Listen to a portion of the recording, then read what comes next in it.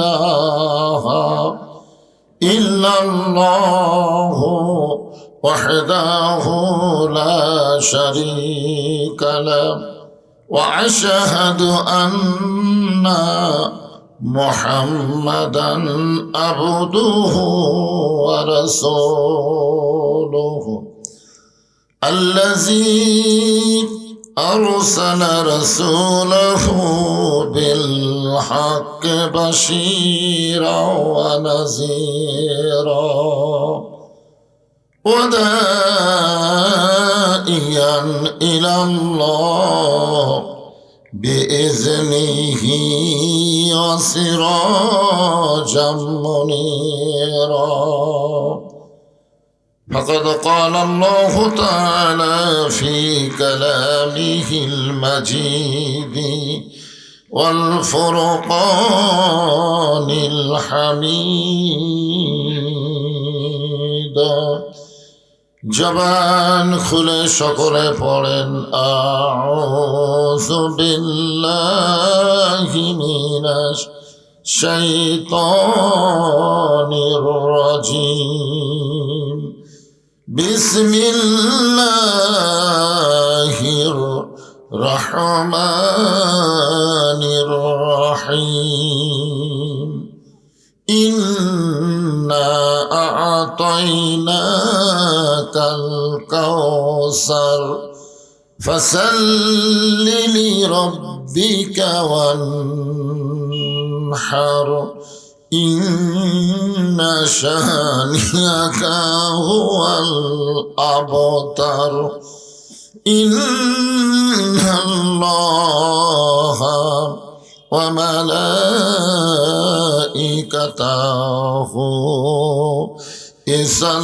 يصلون على النبي يا أيها الذين آمنوا صلوا عليه وسلموا تسليما اللهم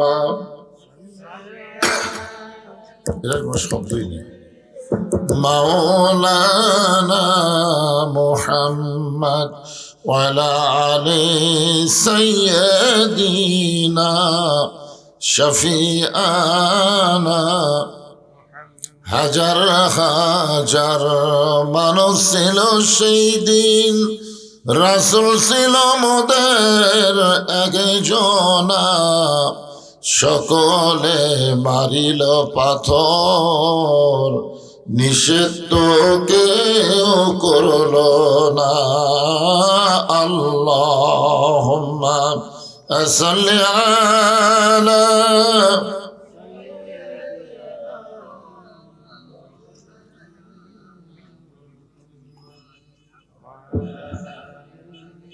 سيدنا شفيعنا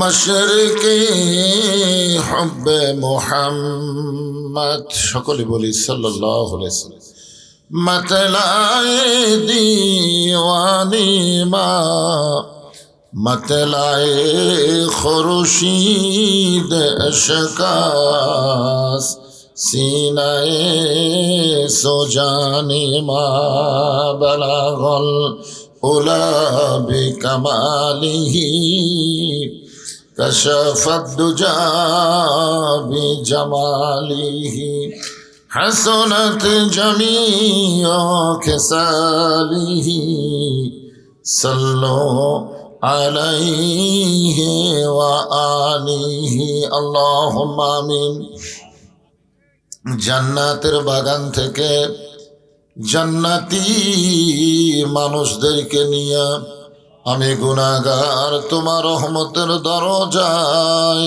দুখানা হাত তুলেছি আল্লাহ। হাসরের ময়দানে জাব্বার আর কাহার নামে রূপ নিয়া তুমি যখন বিচার শুরু করবে তোমার সামনে দাঁড়ায়া সমস্ত নবীরা নাফসি নাফসি বলে কাঁদতে থাকবে। এমন কঠিন অবস্থা হাসরে হবে, সেদিন সমস্ত নবী তার উম্মতকে ভুলে যাবে, শুধু বলবে আল্লাহ আমার কি হবে, আমার কি হবে। একমাত্র দরদি নবী শাফাআতের কান্ডারি ইয়া রব্বি হাবলি উম্মতি বলে সেজদায় পড়ে যাবে। সেই কঠিন মুসিবতের সময় আজকের এই মাহফিলকে ওসিলা করে আমাদের সবাইকে রাসূলের উম্মতের কাতারে আল্লাহ কবুল করে নিও। সুবহান রাব্বিকা রব্বিল ইজ্জাতি আম্মা ইয়াসিফুন ওয়া সালামুন আলাল মুরসালিন আলহামদুলিল্লাহি রাব্বিল আলামিন। লা ইলাহা ইল্লাল্লাহ।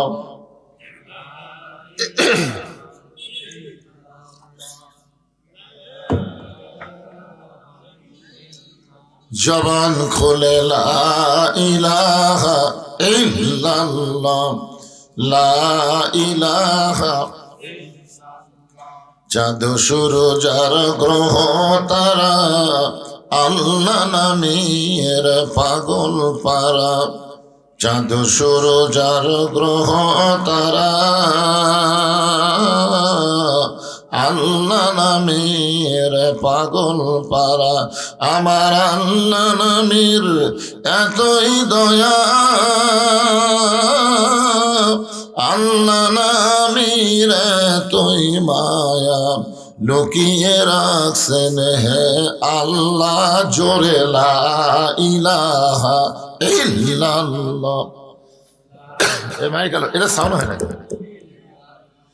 লা ইলাহা ইল্লাল্লাহ, লা ইলাহা, এটা হয় না। লা ইলাহা ইল্লাল্লাহ।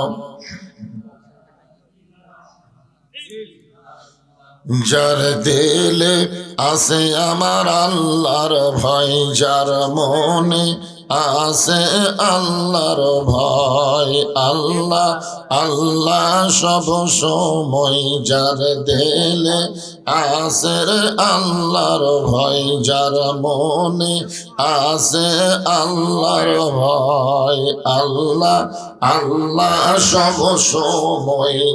আহার নিদ্রা ভালো লাগে না, এই দুনিয়া ভালো লাগে না, ভালো লাগে শুধু আল্লাহ জোরে লা ইলাহা ইল্লাল্লাহ, লা ইলাহা ইল্লাল্লাহ মুহাম্মাদুর রাসূলুল্লাহ।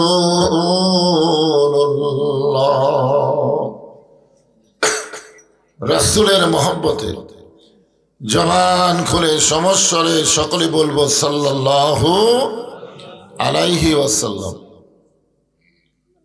চাকলমা হঠাৎ পাড়া ওয়াক্তিয়া মসজিদ কর্তৃক আয়োজিত আজকের এই সান্ধ্যকালীন তাফসীরুল কোরআন মাহফিল, আজকের এই মাহফিল আল্লাহ তাআলা যিনাকে সম্মানিত সভাপতির আসনে কবুল করেছেন, সম্মানিত ওলামাই কেরাম,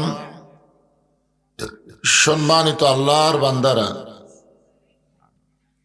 এই মাগরিবের পর অত্যন্ত গুরুত্বপূর্ণ একটা সময়। এটা কি করবে এতক্ষণ পর? হ্যাঁ, এই নিচে রাখো।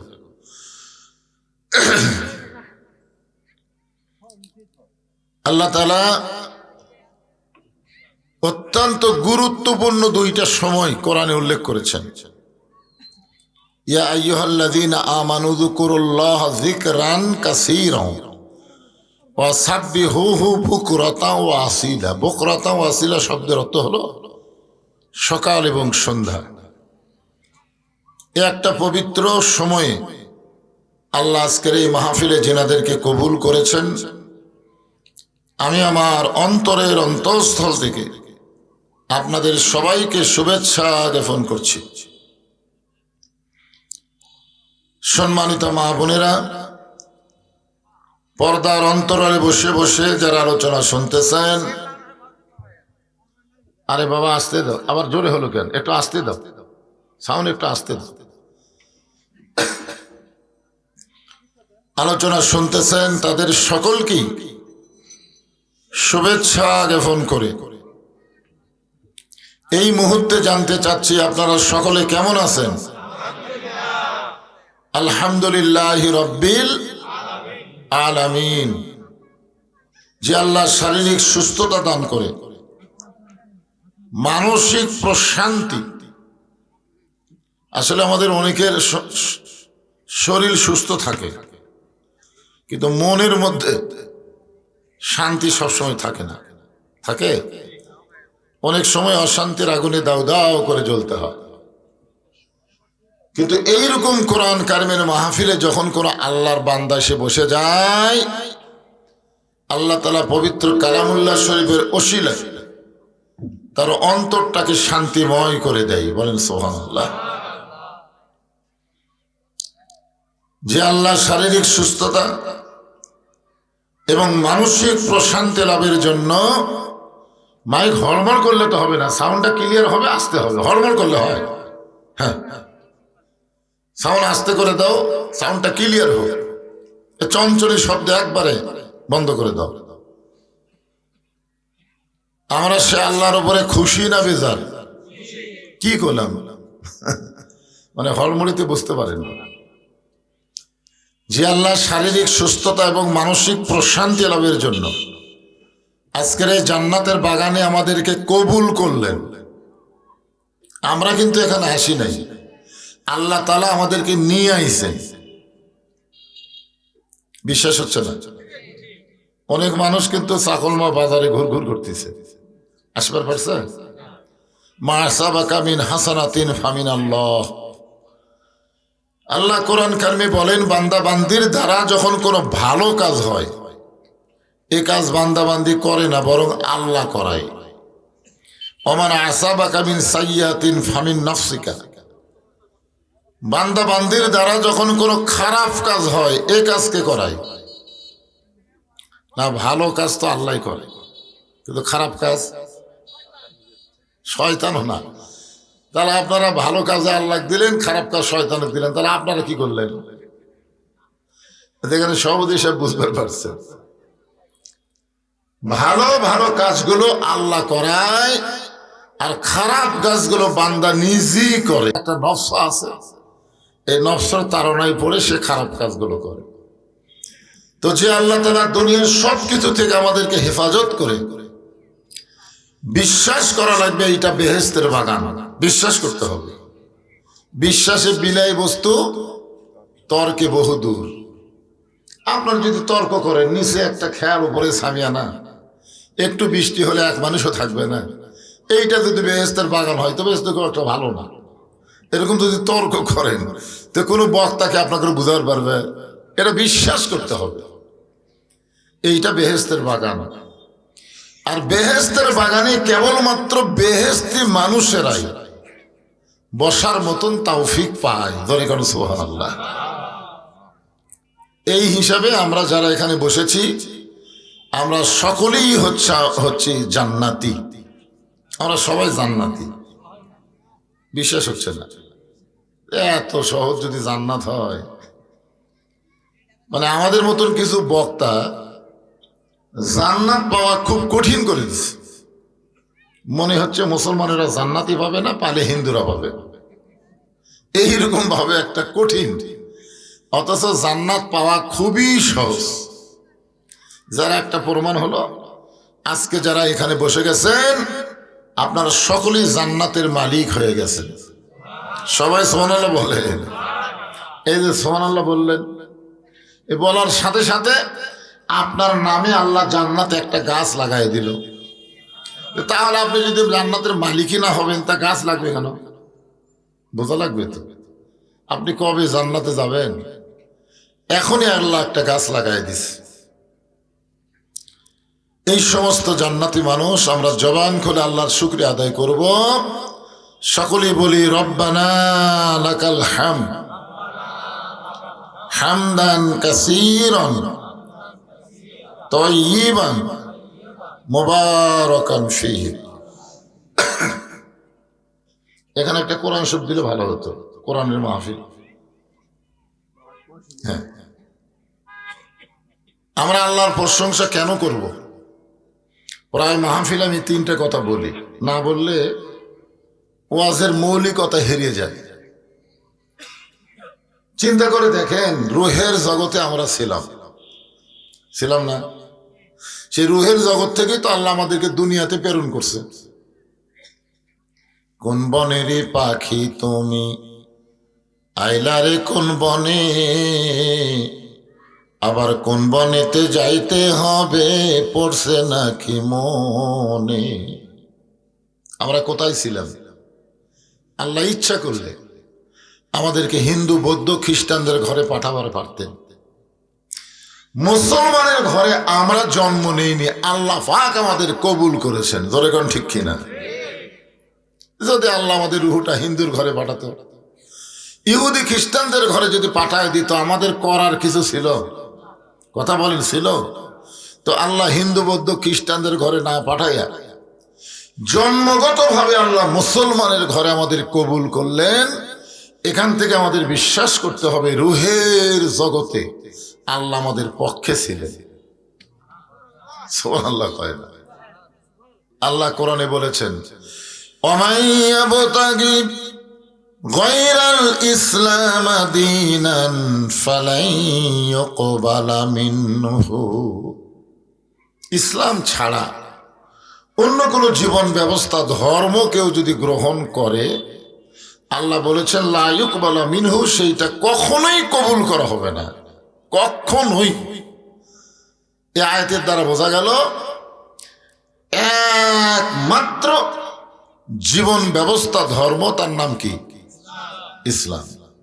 ইমাম মালিক রহমতুল্লাহ আলাইকে একজন প্রশ্ন করলো, হুজুর পৃথিবীতে যত ধর্ম আছে তার মধ্যে শ্রেষ্ঠ ধর্ম কোনটা? পৃথিবীতে তো বহু ধর্ম আছে না নাই? তো ছাত্র প্রশ্ন করলো, হুজুর এই সমস্ত ধর্মের মধ্যে শ্রেষ্ঠ ধর্ম কোনটা? ইমাম মালিক বললেন, এই প্রশ্ন করা হলো কবিরা গুনাহ। চিন্তা করছেন? এরকম প্রশ্ন করা হলো কবিরা গুনাহ, বড় গুনাহ। ছাত্র তো চমকে উঠছে, যেই প্রশ্ন করা কবিরা গুনাহ কেন? ইমাম মালিক বললেন, ধর্মই তো একটা, এরও ধর শ্রেষ্ঠ কি? ধর্ম কয়টা? তাহলে ইসলাম ছাড়া যতগুলো ধর্ম আছে এগুলো ধর্মই নয়, তাহলে ওইগুলো ধর্মের সাথে আবার ইসলামকে যোগ করলে কেন? এই জন্য বলা লাগবে, পৃথিবীতে কোনোই ধর্ম নাই, একটাই মাত্র ধর্ম, তার নাম হলো ইসলাম। আর সেই ধর্মের ভিতরে আল্লাহ আমাদের কবুল করছেন। মন বেজার না খুশি? তাহলে জবান খুলে বলি আলহামদুলিল্লাহ। জন্মসূত্রে মুসলমান, এটা কত বড় ভাগ্যের ব্যাপার। আল্লাহ নবীর মাদ্রাসার 1 নম্বর ছাত্র নাম হলো আবু বকর রাদিয়াল্লাহু তাআলা আনহু। তিনি মসজিদের নববীর মধ্যে ঢুকতেছেন, কিন্তু ঢুকতে গিয়ে দেখে মসজিদের ভিতরে আল্লাহর নবী বসে আছেন। কে বসে আছেন? আবু বকর রাদিয়াল্লাহু লক্ষ্য করে দেখলেন, নবীর 2 উরাতের উপরে নবীর 2টা নাতি বসে খেলা করতেছে। একটা নাম হলো হাসান, একটা হলো হোসাইন। আবু বকর রাদিয়াল্লাহু দেখে 2টা নাতি খুবই দুষ্টামি করতেছে নবীর সাথে। একজন দাড়ি ধরে টান মারে, একজন টুপি খুলে ফেলে দেয়। কিন্তু নবী এই দুষ্টামি দেখে বিরক্ত না হয়ে বরং 2 নাতিকে বুকের মধ্যে নিয়ে আদর করতেছে।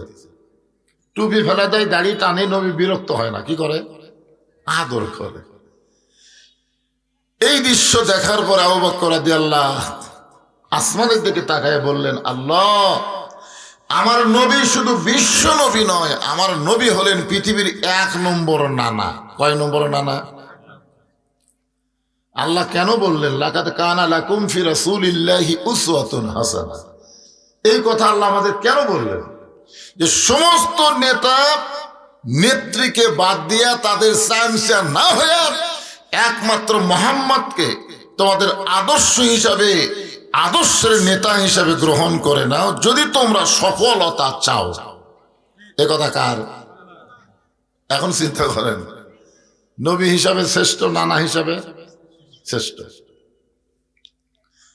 শুধু নানা নবী হিসাবে শ্রেষ্ঠ না, যেদিন বদরের যুদ্ধ হবে আল্লাহ নবী কিছুক্ষণের জন্য ঘরের মধ্যে ঢুকলেন, সমস্ত সাহাবেরা তো বাইরে আছে।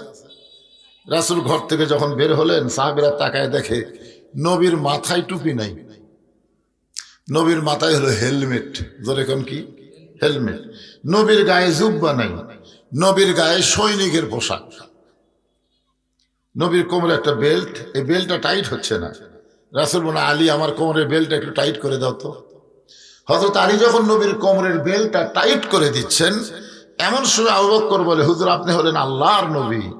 রাসূল বলেন, আমি আল্লাহর নবী ঠিক, কিন্তু আজকে বদরের জিহাদে আমি হলাম আল্লাহর সেনাপতি। জোরে কোন সুবহানাল্লাহ।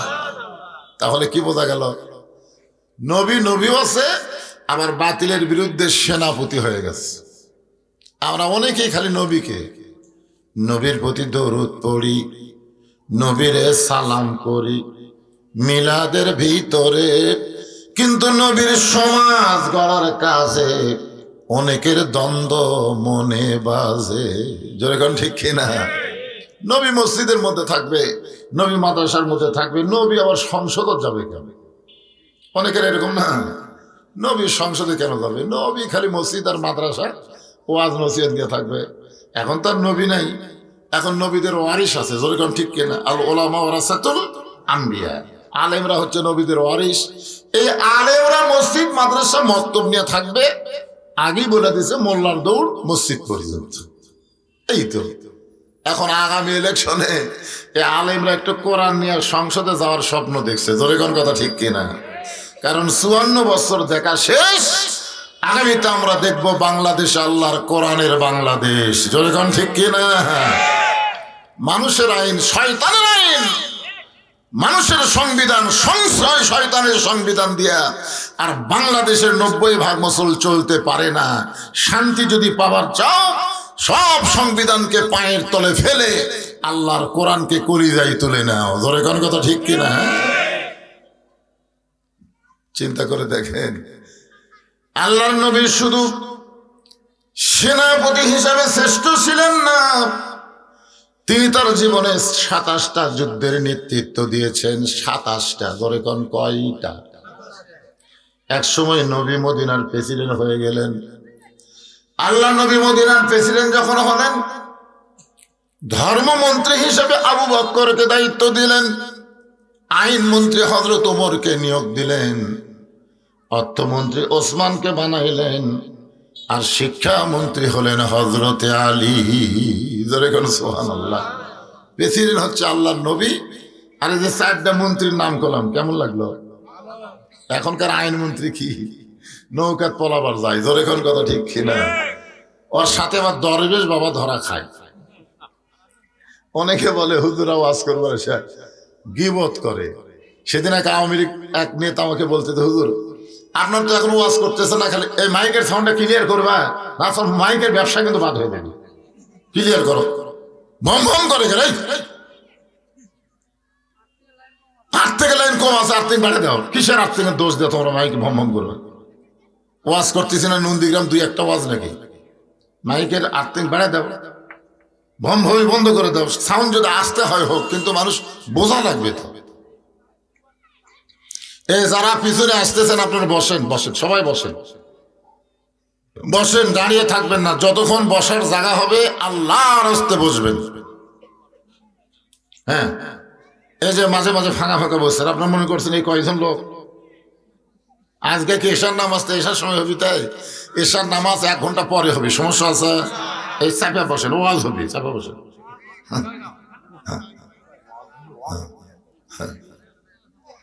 যারা রাস্তাঘাটে আছেন, রাস্তায় ভালো মানুষ দাঁড়িয়ে থাকে না, রাস্তায় মানুষ চলাচল করে। ধরে কোন ঠিক কিনা? দাঁড়িয়ে থাকা যাবে না, রাস্তার থেকে নামে আসা লাগবে, না হয় চলে যাওয়া লাগবে, যে কোনো একটা করা লাগবে। একটু জিকির করেন লা ইলাহা ইল্লাল্লাহ, লা ইলাহা ইল্লাল্লাহ, লা ইলাহা। তোমার এটা বন্ধ করে দাও, খালি একটাই দাও, একটা দিলে ভালো হয়। এটা বন্ধ করে দাও, এই একটার সাউন্ড ভালো। লা ইল, আবার কমে গেল কেন? লা ইলাহা ইল্লাল্লাহ, লা ইলাহা ইল্লাল্লাহ, লা ইলাহা ইল্লাল্লাহ, লা ইলাহা ইল্লাল্লাহ, লা ইলাহা। বলে হুজুর আপনার এখানে ওয়াজত যায় গীবত করেন, আপনার বলেন তো ফেরাউনের বিরুদ্ধে বললে গীবত হবে? আপনার বলেন তো ফেরাউন ভালো না হাসিনা ভালো? আমি ফেরাউনের জীবনী পড়ে দেখছি, ফেরাউন খারাপ ছিল কিন্তু হাসিনার মতো এত খারাপ না। নমরুদ খারাপ ছিল কিন্তু হাসিনার মতন এত খারাপ ছিল না। কি মনে করতেছেন গীবত?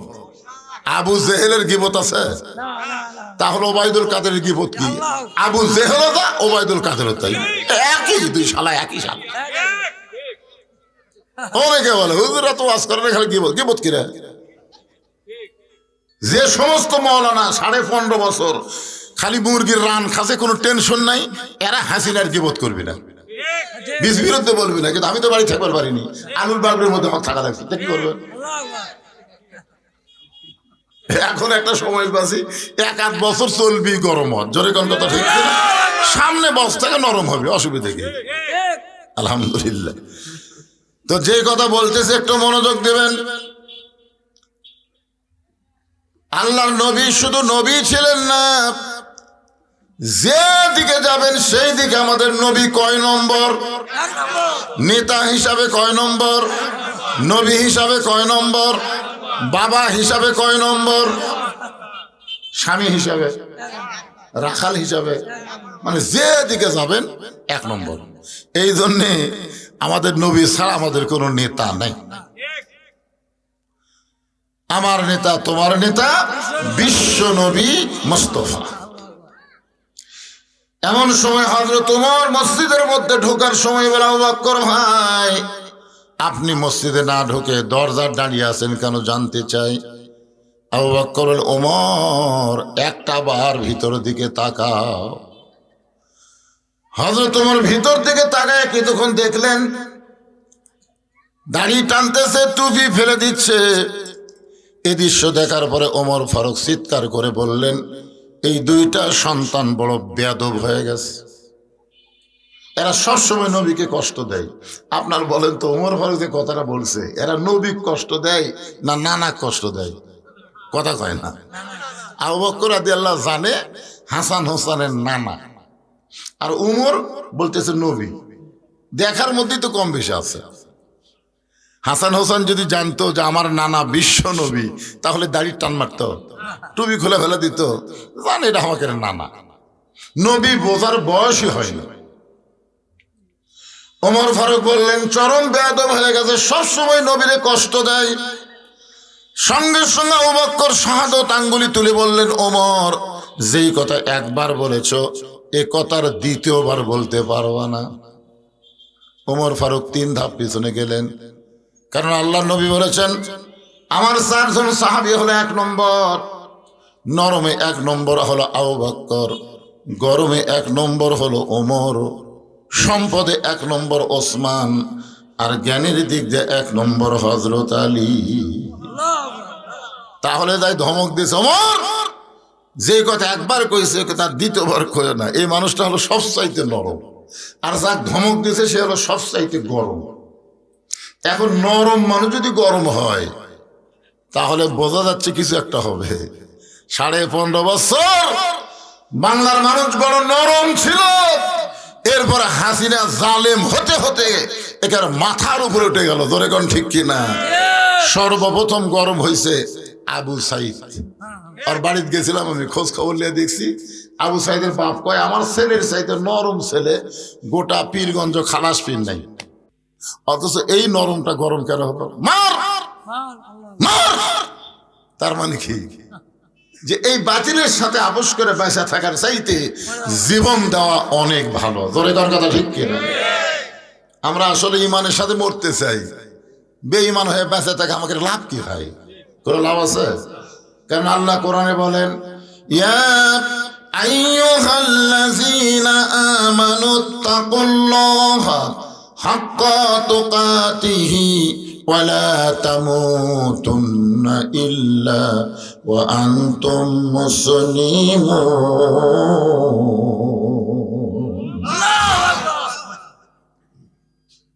আপনারা বলেন, ওমর ফারুক 3 ধাপ পিছনে গিয়ে বলতেছে, আবু বকর ভাই আপনি এই যে গরম হওয়ার পিছনে কারণ কি? বলে কারণ হলো তুমি যে 2টা সন্তানকে বেয়াদব বলতেছো, যে এরা 2জন বেয়াদবি করতেছে, এই 2 বেয়াদবরে তুমি চিনো?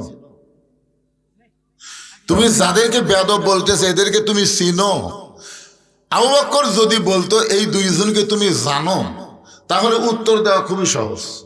কিন্তু যখনই বলছে চিনো, যেরকম আমি যদি বলি আপনারা বাংলাদেশের মানুষ কোরআন শরীফ জানেন, 2-1 জন জানে যারা পড়বার পারে, কিন্তু কোরআন শরীফ চিনেন 1 জনও চিনে না, আমিও চিনি না। আমি একজন বক্তা হয়েও আল্লাহর কোরআন চিনি না। আমি জানি কোরআন শরীফের প্রতি অক্ষরে 10টা করে নাকি, সূরা ইয়াসিন পড়লে কি সব, সূরা মুল পড়লে কি সব, এগুলো আমি জানি, কিন্তু আমি আল্লাহর কোরআন চিনি না। আমরা সেই দিন কোরআনকে চিনতে পারবো যেদিন কোরআন অনুযায়ী বাংলার মুসলমান চলতে পারবে। জোরে কোন কথা ঠিক কিনা? আপনারা বলেন তো, আমরা কোরআন শরীফ খতম দিচ্ছি, কোরআন পড়তেছি, কিন্তু কোরআন অনুযায়ী কি আমরা চলবার পারতেছি? তো চলার চেষ্টা করা লাগবে না? এই কোরআনকে খালি পড়ার জন্য আল্লাহ দিছে নাকি? যে মাসে মাসে খতম দিবে আর বকশা দিবে, এই জন্যই কোরআন দিছে নাকি? আল্লাহ কেন বললেন অনুনাজ্জিলু মিনাল কুরআনি মা হুয়া শিফাউ ওয়া রাহমাতুল লিল মুমিনিন? এই আয়াতের বাংলা অর্থ কি? এই আয়াতের বাংলা অর্থ হলো সব সমস্যার সমাধান। সবাই বলবেন, বিশ্বাস করবেন, বিশ্বাসে মিলাই বস্তু তর্ক করা যাবে না। অনেকে বলবি কোরআন শরীফ কি আছে রে, এরা কারা কয়? এই কোরআন শরীফে কি আছে কারা কয়? যারা আজ পর্যন্ত নাপাক এই কোরআন শরীফ হাত দেওয়া স্পর্শ করবার পারে নাই। কারণ কোরআন ধরবার গেলেও মর্দামে লাগবে রে পাগলা, লা ইয়ামাসসুহু ইল্লাল মুতাহহারুন। ততক্ষণ পর্যন্ত তুমি স্পর্শই করতে পারবে না যতক্ষণ তুমি পবিত্র না হবা। এই বাংলাদেশের অপবিত্র বিজ্ঞাত অবৈধ সন্তানেরা এই কোরআন দিয়ে কি হবে এ কথা বলতে পারে। জোরে কোন কথা ঠিক কিনা? বৈধ মায়ের সন্তান হালাল জাদা কোনোদিন এ কথা কখনোই বলবে না। এজন্য একটা স্লোগান দেন সাইজ মতো, আমি যেই বলবো আল কোরআনের সব সমস্যার সমাধান, আপনারা বলবেন দিতে পারে আল কোরআন। কেমনে দিবার পারে আমি বুঝাই দেবো ইনশাল্লাহ। সব সমস্যার সমাধান সবাই কননি কইছেন। জনগণ কিন্তু বাহিরটা মনে করছে যে মাগরিবের সময় তো এমনি রাতের সময় লোক হয় না, সিরত আসরে নামাজ পড়লাম, ওখানে আজকে মাহফিল হচ্ছে। আমি এলাকায় খোঁজ নিলাম কিরকম লোক হয়। এ পর্যন্ত 8-10টা আমরা গেছিল, 15 জন, 25 জন, 30 জন, খুব বেশি হলে 75 জনের উপর হয় না। আমি গেলাম কে রে, তাহলে অত লোক হয় না তো, রাতে যদি হয় তাহলে মাগরিবের পর আজকে চাকুল মাত কি হবে, এই টেনশন নিয়ে আমি আসতেছি। তো এখন তো দেখা যাচ্ছে মাহফিল ভৈরা রাস্তা খাড়া হয়ে আছে। তা আপনার একটু স্লোগান দেওয়ার সামনে সামনে, ওই বাবা জানেরা, সোনার সানেরা ভিতরে আসেন, ভিতরে আসেন। আরে পাগলা, মুরগির তলে থাকলে বাচ্চা হবি রে, সাইড মারলে বাচ্চা হবি, তাই কাজিয়া হবে কাজিয়া। এই সামিয়ানা হলো মুরগির বুকের তলে। ভিতরে আসো ময়নারা, ভিতরে আসো, হ্যাঁ ভিতরে আসো। তো হলো ফিসেলমে কাফা, পুরোপুরি ভিতরে আসেন, বেড়া থাকলে হবে না। তাহলে কি স্লোগান হবে? সব সমস্যার সমাধান আপনারা সবাই বিশ্বাস করে বলবেন দিতে পারে আল কোরআন। সব সমস্যার সমাধান আল কোরআনের আলো। না মরও দেখতে পাচ্ছ,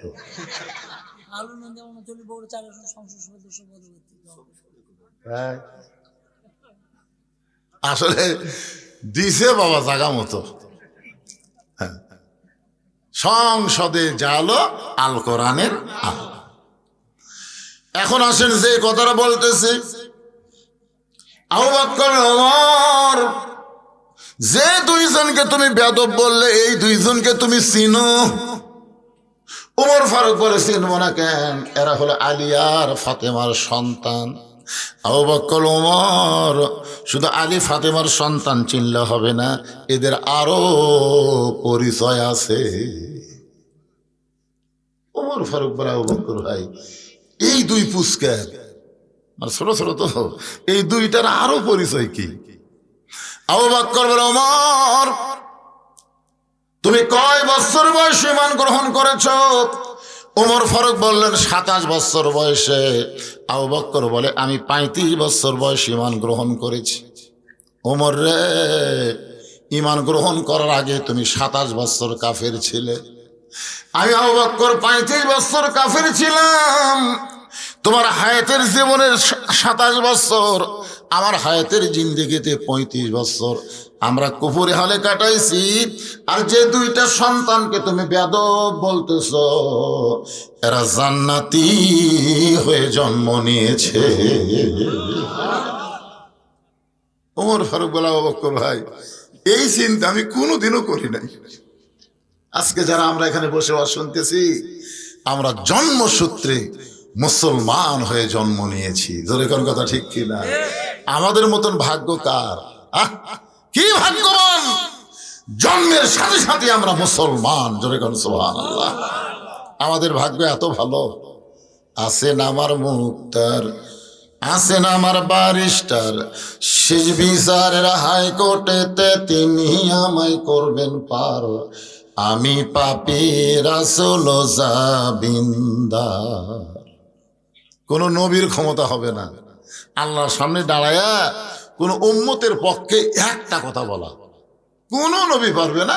আদম থেকে ঈসা নবী পর্যন্ত সমস্ত নবীরা খালি বলবে, ইয়া নফসি ইয়া নফসি ইয়া নফসি, আল্লাহ আমার কি হবে, আমার কি হবে। আর আমাদের নবী বলবে, আল্লাহ আমার উম্মতের কি হবে, আমার উম্মতের কি হবে। আল্লাহ যখন হাকিম হয়ে আমাদেরকে আসামি বানায় বিচার শুরু করবেন, ওই সময় আমাদের নবী উকিল হয়ে, ব্যারিস্টার হয়ে আমাদের পক্ষে ওকালতি করে আমাদেরকে সুপারিশ করে জান্নাতে পৌঁছায় দিবে। এমন একজন বিশ্ব নবীর উম্মত হওয়াতে আপনারা খুশি না বেজার? তাহলে জবান খুলে আরেকবার বলি আলহামদুলিল্লাহ। এখন আসেন যে কোরআনের সূরা কাউসার থেকে আপনাদেরকে আমি তাফসীর করে শোনাবো, কারণ মসজিদকে কেন্দ্র করে যখন মাহফিল, কাউসারেরই দরকার। আপনাদের কাছে আমি জানতে চাচ্ছি, এ কোরআন শরীফের মধ্যে কোনো ভুল আছে? ভুল আছে? সন্দেহ, ধোঁকা? আচ্ছা, যে আইন দিয়ে বাংলাদেশ চলতেছে, এই আইনের মধ্যে ভুল? সবাই বলেন ভুল, ধোঁকা, সন্দেহ। যে সংবিধান দিয়ে আমাদের বাংলাদেশ চলতেছে, এই সংবিধানের মধ্যে ভুল, ধোঁকা, সন্দেহ। তাহলে যেগুলোর মধ্যে ভুল আছে, ধোঁকা আছে, সন্দেহ আছে, সেগুলো থোয়ার দরকার কি না? সেইগুলো আমাদের বাংলাদেশে থোয়ার কোনো দরকার আছে? এগুলা ফেলে দিয়ে নতুন করে যদি আমরা বাংলাদেশ আল্লাহর কোরআন দিয়ে করবার চাই, গড়বার চাই, আপনাকে কারো আপত্তি আছে ভাই? নাই, পারা যাবে না ইনশাআল্লাহ।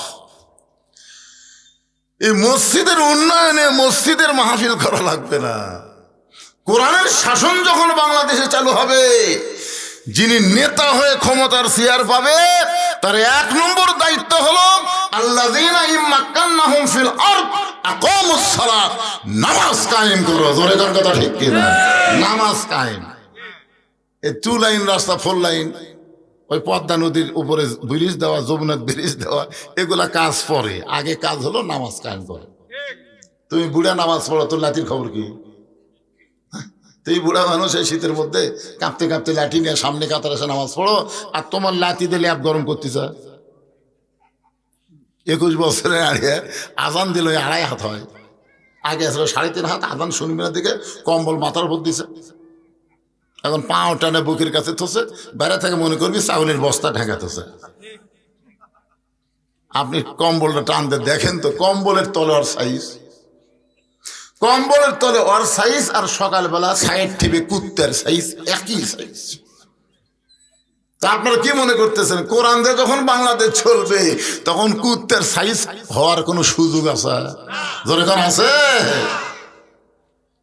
মসজিদের টাইলস, মসজিদের রং, মসজিদের সৌন্দর্য, এই কাছে আল্লাহর কাছে পরে গ্রহণযোগ্য হবে। আগে গ্রহণযোগ্য মসজিদ ভরা মুসল্লি হওয়া লাগবে। যখন ঠিক না, এই কোরআনের মধ্যে কোনো সন্দেহ নাই। সেই কোরআনে আল্লাহ বলতেছেন ইন্নাস সালাতা তানহা আনিল ফাহশাই ওয়াল মুনকার, একমাত্র নামাজই পারে মানুষকে যাবতীয় খারাপি ফাহিশা থেকে বাঁচায় দিতে। আমাদের যুবক ছেলেদের হাতে যে হারে মোবাইল লিয়া ঘরে, 4G 5G মোবাইল লিয়া ঘরে। আচ্ছা দিনের বেলা তো ঘরে, কিন্তু রাত 10টার পরে দরজা জানলা যখন বন্ধ করে তখন কি খবর? আমি রাত 2টার সময় আসার সময় একটু ফেসবুক চালু করে আমি সব খবরাখবর দেখতেছি। এক ছেলে আমাকে মেসেঞ্জারে বলতে, হুজুর আপনি এত রাত্রে ফেসবুক দেখেন? আমি কইলাম বাজান আমি তো ওয়াজ করে বাড়ির দিকে আসতেছি, রাস্তার মধ্যে খালি ট্রাক আমার গাড়ির উপর উঠবার চাই, এদের ঘুম ধরতেছে না বাজান, একটু ফেসবুকে খবরাখবর দেখতেছি। তোর খবর কি? তখন হুজুর মনের মধ্যে শান্তি নাই হুজুর। আপনারা বলেন তো, আমাদের যুবকদের অন্তরে শান্তি যদি দিবার চাই, একমাত্র নামাজ ছাড়া এদের অন্তরে শান্তি দেওয়ার কোনো ওষুধ নেই। আমাদের যুবকদেরকে 5 ওয়াক্ত নামাজ খালি একবার যদি ধরাবার পারি, কেউ না দেখলেও আল্লাহ দেখতেছে, এই বিশ্বাস প্রত্যেকটা যুবকের কলিজার মধ্যে ঢুকবে। ধরেন ঠিক কিনা?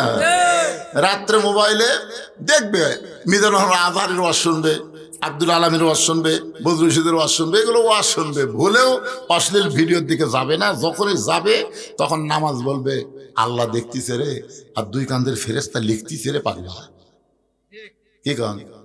এখনকার ছেলেরা যদি খেয়াল করে, তোমার 2 কাঁধে 2 মোহরি লিখিতেছেন ডায়েরি, দলিল দেখে রায় দিবে, টাকা পয়সার নাই কারবার, কিরামান কাতিবিনা ইয়ালামুনা মা তাফআলুন। আমি সে কোরআন থেকে ছোট্ট একটা সূরা, সূরা কাউসার, নাম কি? কাউসার। হাসর হবে তামার সানি, উম্মত বলবেন পানি পানি, সেই কঠিন দিনে নবী বিনে, সেই কঠিন দিনে নবী বিনে পানি দেওয়ার সাধ্য কারো নাই। সকলে পড়েন সাল্লাল্লাহু আলা মুহাম্মাদ সাল্লাল্লাহু আলাইহি ওয়াসাল্লাম, সাল্লাল্লাহু আলা মুহাম্মাদ সাল্লাল্লাহু। ইমাম গাজ্জালী রহমতুল্লাহ আলাইহি বলেন, হাউজে কাউসারের 1 পেয়ালা পানি কেউ যদি পান করার সুযোগ পায়, ওই হাউজে কাউসারের 1 পেয়ালা পানি কেউ যদি পান করে, এই পানি পান করার পরে লোকটা যদি জাহান্নামেও যায়, তার দেহের মধ্যে পানি থাকার কারণে আল্লাহ জাহান্নামকেও জান্নাত বানায়া দিবে। কত বড় কথা! এ কথা ইমাম গাজ্জালী বলার পিছনে কারণ আছে জানেন? কারণ ইমাম গাজ্জালীকে বলা হয় হুজ্জাতুল ইসলাম, ইসলামের দলিল। ইসলামের সবচাইতে বড় দার্শনিক মুসলমানের মধ্যে ইমাম গাজ্জালীর চাইতে বড় দার্শনিক আর কেউ নাই। দার্শনিক বোঝেন আপনারা? দর্শন দেখলেই বুঝতে পারে। আল্লাহ তাকে এমন একটা ইলম দিয়েছিল, ক্ষমতা দিয়েছিল, যার কারণে তিনি বলেছেন হাউজে কাউসারের পানি পান করে কেউ যদি জাহান্নামেও যায়, জাহান্নামকে আল্লাহ জান্নাত বানায় দিবে। আচ্ছা এটা কেন বললেন? এখানে ইমাম গাজ্জালী বুঝাচ্ছেন হাউজে কাউসারের পানি কেউ যদি পান করে সে জাহান্নামে যাবেই না। এটা দ্বারা কি বোঝা গেল? জাহান্নামে যদি যায়। আমাদের মধ্যে একটা সন্দেহ আছে, ইসলাম গ্রহণ করে মুসলমান, 5 ওয়াক্ত নামাজ পড়ে, তারপরেও গল্প করে জান্নাত যদি না পায়। ওই লোকটা হলো সবচাইতে বেঈমান, যে 5 ওয়াক্ত নামাজ পড়ে, আল্লাহর হুকুম মেনে চলে, হালাল খায়, হারামকে ঘৃণা ব্যক্তি যদি বলে যদি জান্নাত না পাই, তার মানে আল্লাহর উপর তার বিশ্বাসই নাই।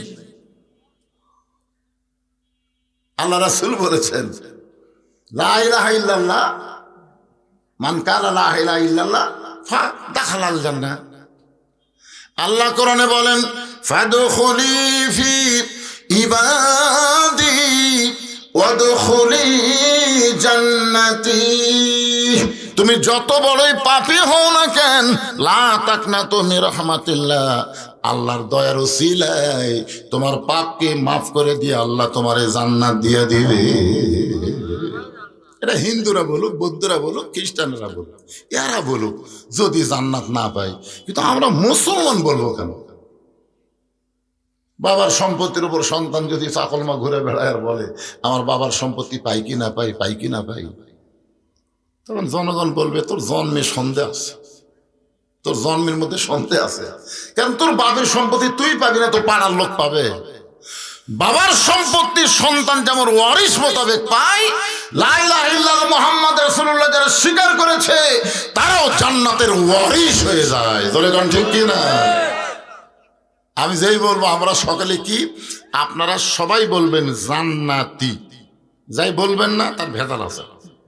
আপনি পাপী হতে পারেন, আল্লাহ পাপ মাফ করে জান্নাতে দিতে আল্লাহ ওয়ান টুর ব্যাপার। জোরে কোন কথা ঠিক কি না? আমি যেই বলবো আমরা সকালে কি, জবান খুলে বলবেন জান্নাতি, বলতে পারবেন না? এই ছেলেবেলে যারা মাগরিব পড়নি তোমরাও করো। আচ্ছা মাগরিব পড়নি, এশা থেকে পড়বি, এশা যদি না পড়ে ফজর থেকে ধরবি, কি কন? এই জন্য সবাই বলো, একটা সাহস করে বলো। আমি যে বলবো আমরা সকলে কি, আপনারা একটু জবান খুলে বলবেন জান্নাতি, বলতে পারবেন না? আমরা সকলে কি, আরো জোরে জোরসে বলেন। ফেরেশতারা বলতেছে আল্লাহ এরা যে জান্নাতি জান্নাতি মিছিল করতেছে, এরা কি জান্নাত দেখছে? আল্লাহ কয় না রে, তো না দেখা জান্নাত পাওয়ার জন্য এরা মিছিল করতেছে। আল্লাহ বলে আল্লাযীনা ইউমিনুনা বিল গায়ব, অদৃশ্য জান্নাত পাওয়ার জন্য যারা মিছিল করলো আমি রহমানুর রহিম তাদের সকলকেই জান্নাতি ঘোষণা করে দিলাম। কি করে আল্লাহ যদি আমাকে জান্নাত দেয়, জান্নাত কি আটবি না? জান্নাত কি বাংলাদেশের মতো ছোট দেশ নাকি? আল্লাহ যারা জান্নাতি জান্নাতি মিছিল করেছে তাদের মাধ্যমে জান্নাতের আমল করে নিও। জোরে কোন আমিন। সাহাবারা বললেন ইয়া রাসূলুল্লাহ, আল্লাহ কোরআনে বলেছেন ওয়ামা আরসালনাকা ইল্লা রাহমাতাল লিল আলামিন। হাসর যখন তামার সানি মানে এক সূর্যের কয় মুখ হবে? কথা কয় না? আর সূর্য কত নিচে আসবি? আর সেই সূর্যের তাপে হাসরের মাটি যখন তামার মতন হয়ে যাবে তখন আপনি হাউজে কাউসারের পানি পান করাবেন পাইকারি হারে। কারণ আপনি তো রহমাতুল লিল আলামিন, আপনার তো দয়ার শেষ নেই। তায়েব বেশে আপনাকে পাথর মারলো, দেহ দিয়ে রক্ত ঝরলো, আপনি দুই হাত তুলে দোয়া করলেন। জায়েদ বলল ইয়া রাসূলুল্লাহ, যারা আপনাকে পাথর মেরে দেহ থেকে রক্ত ঝরালো আপনি কি তাদের গোয়ার দোয়াই দোয়া করতেছেন? রাসূল বলে না জায়েদ, আমি তাদের হেদায়েত কামনা করতেছি। এত দয়া আপনার। হাসরের ময়দানে সবাই যখন ওই কঠিন পরিস্থিতিতে আপনার কাছে হাউজে কাউসারের পানি পান করতে আসবে, আপনি সবাইকে পান করাবেন। রাসূল বললেন ফাসাল্লি লিরাব্বিকা ওয়ানহার। হাউজে কাউসারের পানি সবাই পান করতে পারবে না। এই পানি পান করতে গেলে তাদের মধ্যে দুইটা গুণ থাকা লাগবে, একটা হলো নামাজ আর একটা হলো কুরবানি। এরাই পান করবে হাউজে কাউসারের পানি। তাহলে এক নম্বর কি? আরো জোরে করে, এক নম্বর কি? এক নম্বর হলো নামাজ। এই নামাজটা আল্লাহর নবী পাইছেন মক্কায়। নবুয়তের 10ম বৎসরে নবী নামাজ পেলেন লাইলাতুল মেরাজে। আল্লাহ তার নবীকে 5 ওয়াক্ত নামাজ দিলেন। নবুয়তের 10ম বৎসর। নবুয়তের কত বছর? 10ম বৎসরে নবী নামাজ পাইলেন। নামাজ পাওয়ার পরও 3 বছর নবী মক্কায় ছিলেন। নামাজের কথা যেখানে আল্লাহ বলেছেন সেখানে নামাজ পড়ার কথা একবারও আল্লাহ বলেন নাই। এ গোটা কোরআন শরীফ খুলে দেখেন, নামাজ পড়ার কথা আপনি পাবেন না। হাদিস পড়ে দেখেন, নামাজ পড়ার কথা পাবেন না। কোরআনের প্রথমেই দেখেন আল্লাহ কি বলতেছেন, জালিকাল কিতাবু লা রাইবা ফীহি হুদাল লিল মুত্তাকিন আল্লাযীনা ইউমিনুনা বিল গায়বি ওয়া ইউকিমুনাস সালাহ। এটা হলো প্রথম কোরআনের নামাজ কায়েমের আয়াত, এটা হলো প্রথম। এরপরে আরো 81 জায়গা, সর্বমোট কত জায়গা? 82 জায়গায় আল্লাহ নামাজ কায়েমের কথা বলেছেন। নামাজ পড়ার কথা তো আল্লাহ একবারও বলেন নাই। নবী বললেন, আল্লাহ নামাজ কায়েমের কথা আপনি বলতেছেন, কিন্তু আমার সাহাবীদের নিয়ে আমি মক্কার মাটিতে নামাজ কায়েম করতে পারতেছি না। চোরের মতন চুপি চুপি আমরা নামাজ পড়ি, 4 জন নামাজ পড়ি আর 2 জন পাহারা দেই। এইভাবে তো নামাজ পড়লে নামাজ কায়েম হবে না। আপনি নামাজ কায়েমের কথা বলেন আর আমরা নামাজ পড়তেছি। আল্লাহ আমাদের করণীয় কি? আল্লাহ বলে, হাবিব বর্তমানে আপনি যেই পরিবেশে বসবাস করতেছেন, বর্তমানে আপনি যেই দেশে বসবাস করতেছেন, ওই দেশের নবী ইমাম হলেন আপনি, আর নেতা হলো আবু জেহেল। আপনি যে নামাজ কায়েম করবেন, নামাজ কায়েম করার একটা পরিবেশ লাগবে, সেই পরিবেশ বর্তমানে মক্কাত নাই। কারণ আপনি হলেন ইমাম, আবু জেহেল হলো নেতা। আপনার বলেন তো, ইমাম আর নেতার মধ্যে তফাৎ কি? আরবিতে ইমাম, বাংলায় নেতা। তা আমি যখন জুম্মা নামাজ পড়াতাম, আমার মসজিদের মুতল্লি, মসজিদের সভাপতি, সেক্রেটারি, এরা হচ্ছে নেতা, আর আমি হলাম ইমাম। একদিন আমি নামাজ পড়বার দেখি মসজিদের দরজার সাথে 3টা মুসল্লি খাড়া হয়ে আছে, ওর কেউ ঢুকবার দেয়নি। ওরা মসজিদ ঢুকবার সাথেই মসজিদের সব মসজিদ হোক হারাম, তো ওরা খালি 3 জন খাড়ায় আছে, দেখি হুজুর আসুক। আসলে সভাপতি ইমাম না হুজুর ইমাম। এই সভাপতি আমাকে নিষেধ করতেছি, দেখি হুজুর কি করে। মোটর সাইকেল থামাতে আমাকে বলছে যে, হুজুর মসজিদের সভাপতি, সেক্রেটারি, কেশিয়ার, এরা আমাকে ঢুকবার দিচ্ছে না। তো মসজিদের সভাপতি দেখতে, ওরা আমার সাথে গল্প করতেছে, এটা সভাপতি, হুজুর আপনি আমাদের ইমাম, আপনি ভিতরে আসেন। আচ্ছা, এটা যদি সভাপতি বলতো, হুজুর আপনি আমাদের নেতা, এই নেতা বলেই কিন্তু হুকুম করার পারতো না। জোরে কোন কথা ঠিক কিনা? যদি ইমাম কাছে তো আসেন। আমি বললাম, যাচ্ছি। এ তোমাদের খবর কি? বলে, হুজুর আমরা তো কিস্তি লিছি, গ্রামীণ ব্যাংকের কিস্তি লিছি হুজুর। তো সোমবার দিন কিস্তি, আমার বৌসল বলতেছে কাম কাজও নাই, কিস্তির টাকা কিভাবে দিবা? কিন্তু রবিবার দিন রাত্রে একটা গরু মরছে হুজুর, আমাকে এলাকার গরু ফেলে দিয়েছে, সেই গরুর চামড়া কাটিয়ে আমরা 3 জন বউরাজ যে বেচছি।